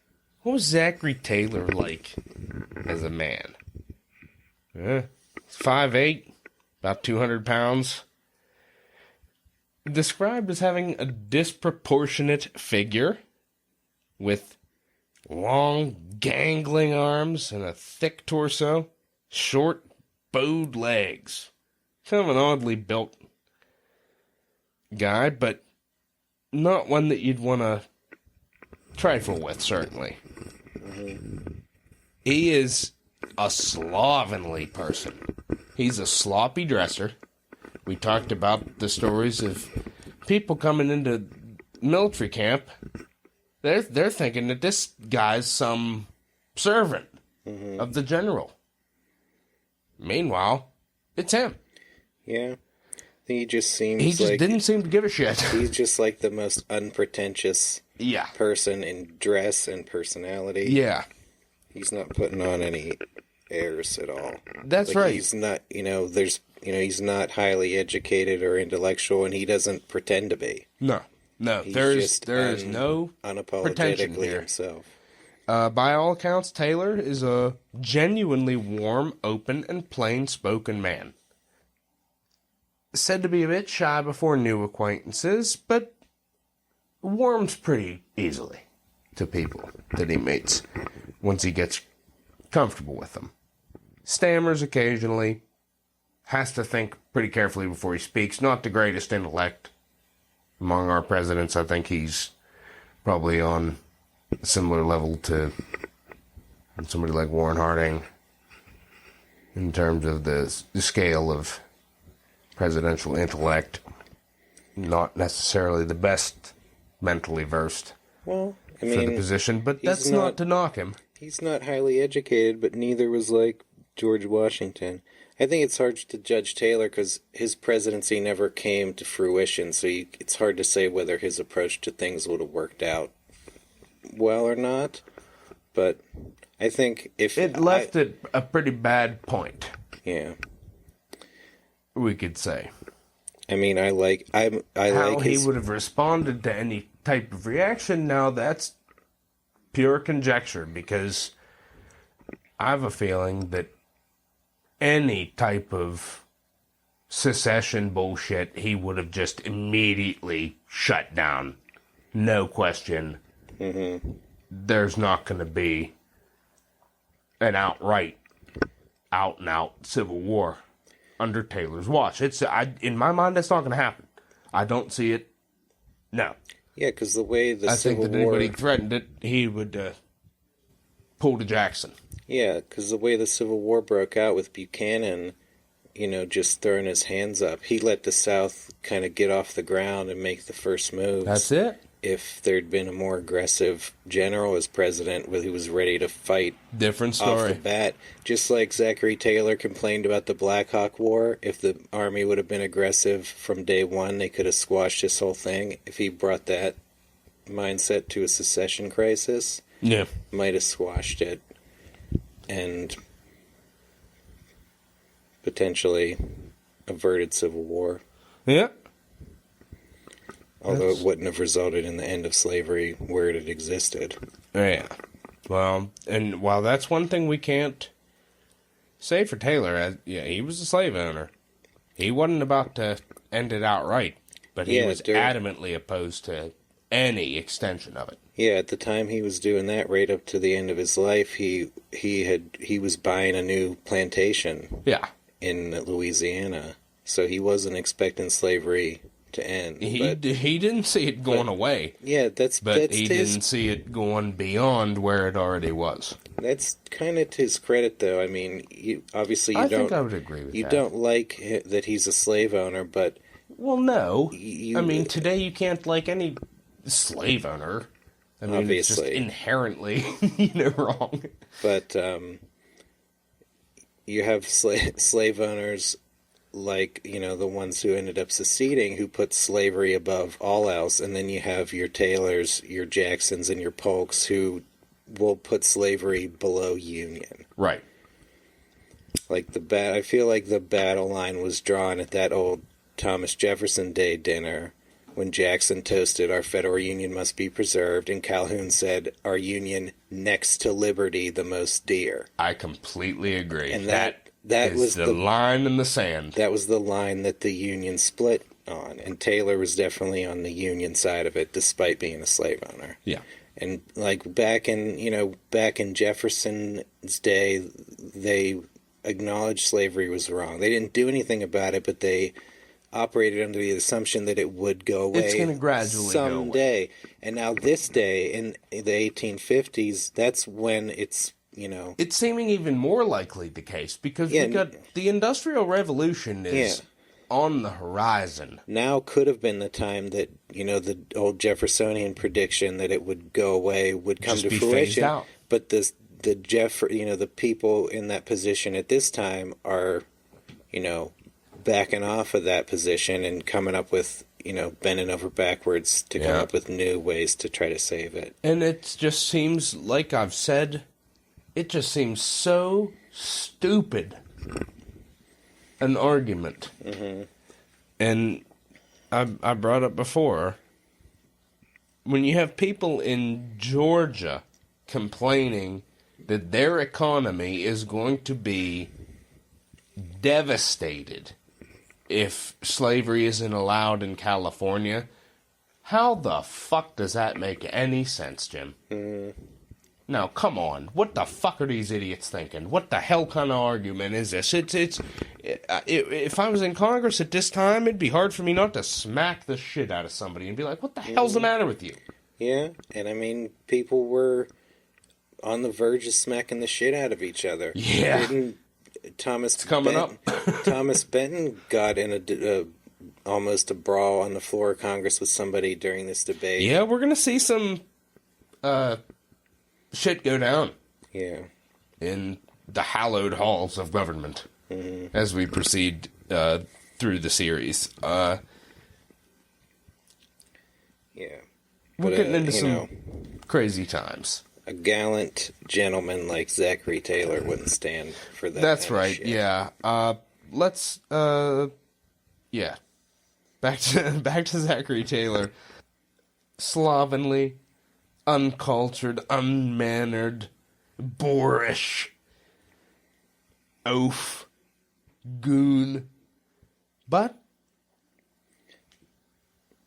actually the opposite when you come to meet him, according to biographer Holman Hamilton, who said, quote, "A gentleman, inherently gracious, even gallant, where women were concerned, and an affable and agreeable host, true to the Virginia-Kentucky tradition of unstudied gentlemanliness." Yeah, some of those criticisms of his style sound like something that, like, some effete dandies who would, like, look down on him would say. And they're probably kind of jealous. Yeah, they sprinkle those words out there with the velveteen touch of a dandy fop. Yep. There's many other words on Zachary Taylor here, as we're going to look into. Well, if you're interested in some further reading on Zachary Taylor, some good books about him out there. Yeah, there's not a whole heck of a lot on Taylor, unfortunately, but the best scholarly biography, in my opinion, is K. Jack Bauer's work, Soldier, Planter, Statesman, I believe it's called, on Zachary Taylor. Cool. Yeah, I read it's a concise biography by John S.D. Eisenhower. That's right, yeah, son of President Eisenhower. He wrote the book So Far from God that we mentioned last episode about the Mexican-American War. Well-versed on this period is John Eisenhower.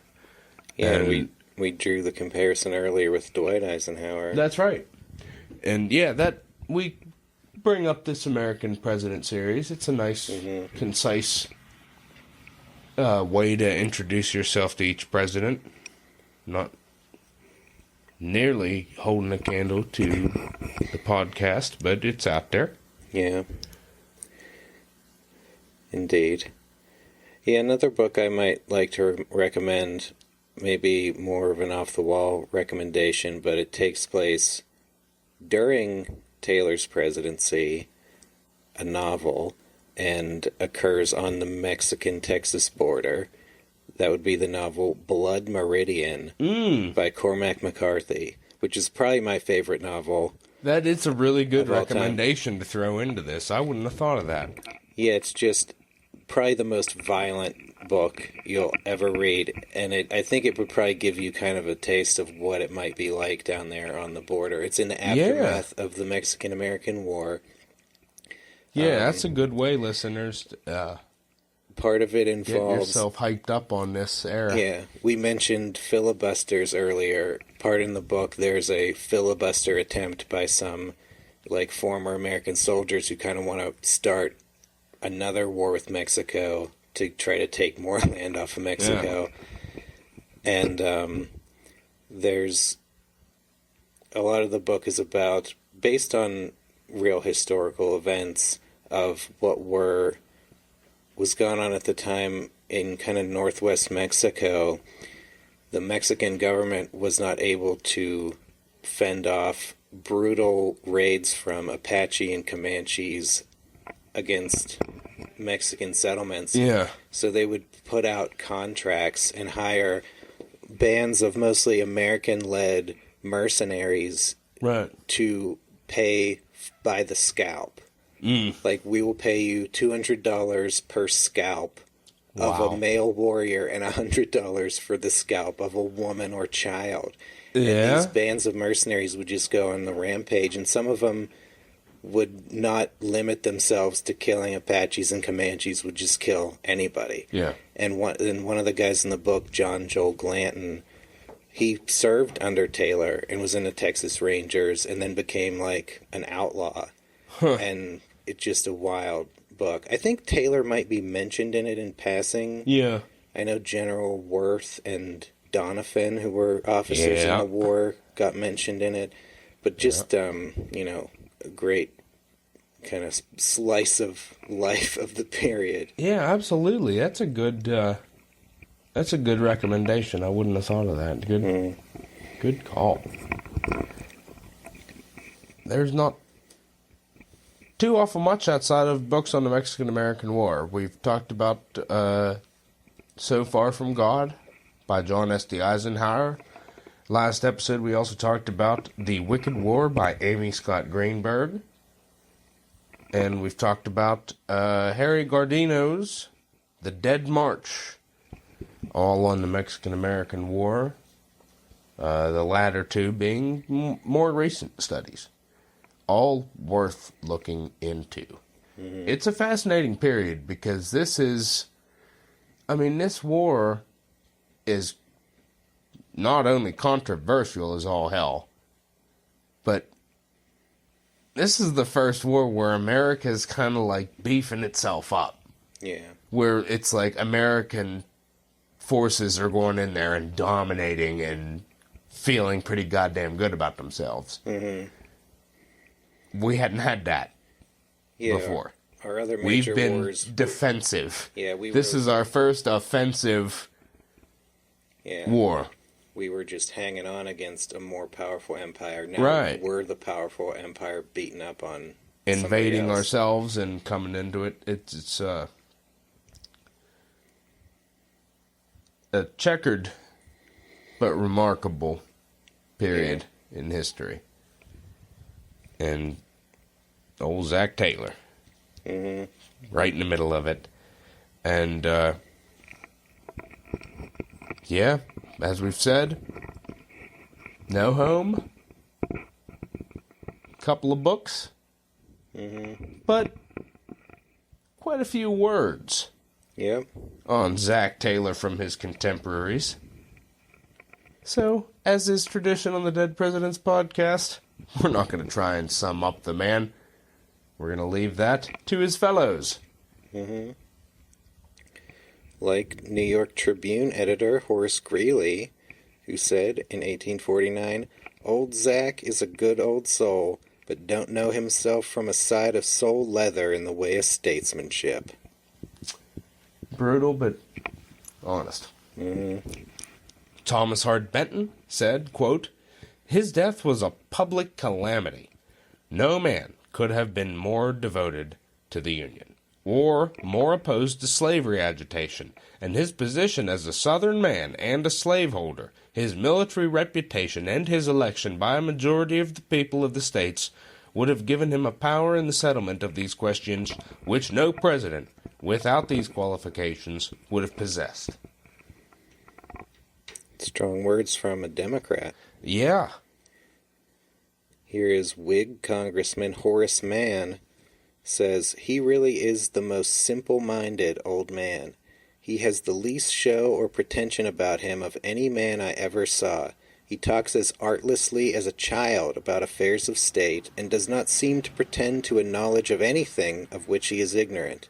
He is a remarkable man in some respects, and it is remarkable that such a man should be President of the United States." Yeah, that's the thing about Zachary Taylor is he didn't know a lot, and he didn't pretend that he did. He was an open book in that regard, but a very closed and enigmatic book in many other regards. He is still among the more mysterious presidents, if you will. Yeah.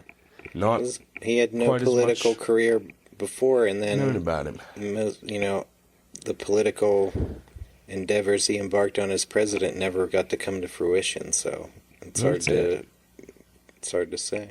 The Whig Party in 1848 did say, quote, "We do not know which to admire most. His heroism in withstanding the assaults of the enemy in the most hopeless fields of Buena Vista, or in giving in the heat of battle terms of merciful capitulation to a vanquished foe at Monterey, and not being ashamed to avow that he did it to spare women and children."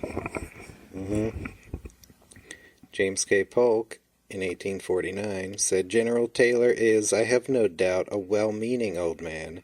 He is, however, uneducated, exceedingly ignorant of public affairs, and I should judge of very ordinary capacity. He will be in the hands of others, and must rely wholly upon his cabinet to administer the government." Another one that's harsh, but partially true, but unlike Polk's thought there, Taylor actually was his own man.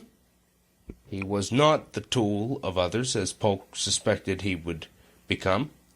So we got to give him some credit there. Yeah. He, like Harrison, has to stand up to the party that put him in there. And that's going to bring us to a quote from another president. This time a future president. This was uttered in 1850 by Abraham Lincoln. Quote, "It did not happen to General Taylor once in his life to fight a battle on equal terms or on terms advantageous to himself, and yet he was never beaten, and he never retreated. General Taylor's battles were not distinguished for brilliant military maneuvers, but in all he seems rather to have conquered by the exercise of a sober and steady judgment, coupled with a dogged incapacity to understand that defeat was possible. That's a nice summation of General Taylor. Yep. In my mind. Well, I think between Abe Lincoln and ourselves in this lengthy episode of the podcast, I think we've given Zachary Taylor his just desserts. I'm going to agree. We have given him his just desserts, and a far better one than cherries and iced cream. That being more of an unjust dessert. Indeed. An unjust dessert with shitty results. Unlike the results of this podcast, which I'm sure has opened your mind rather than your bowels. And now we ask you, our listeners, to open your ears. I didn't say your ears, I said your ears. You get your minds out of the gutter. Open your ears for the closing sound on Zachary Taylor. From our house band, the beloved Constitutionalists, here is Zachary Taylor. Thanks for listening. General Taylor, we're outnumbered. Santa Anna is demanding terms for our surrender. How should we answer?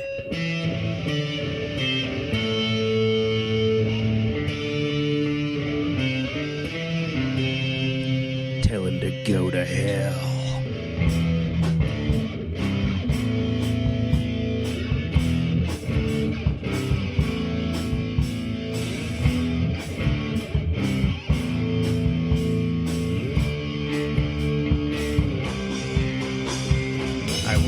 Myself unhappy at what I cannot prevent, nor give up the Constitution or abandon it because a rent has been made in it, but will stick by and repair it, and nurse it as long as it will hang together. For more than a half a century, during which kingdoms and empires have fallen, this Union has stood unshaken. The patriots who formed it have long since descended to the grave, yet it still remains the proudest monument to their memory.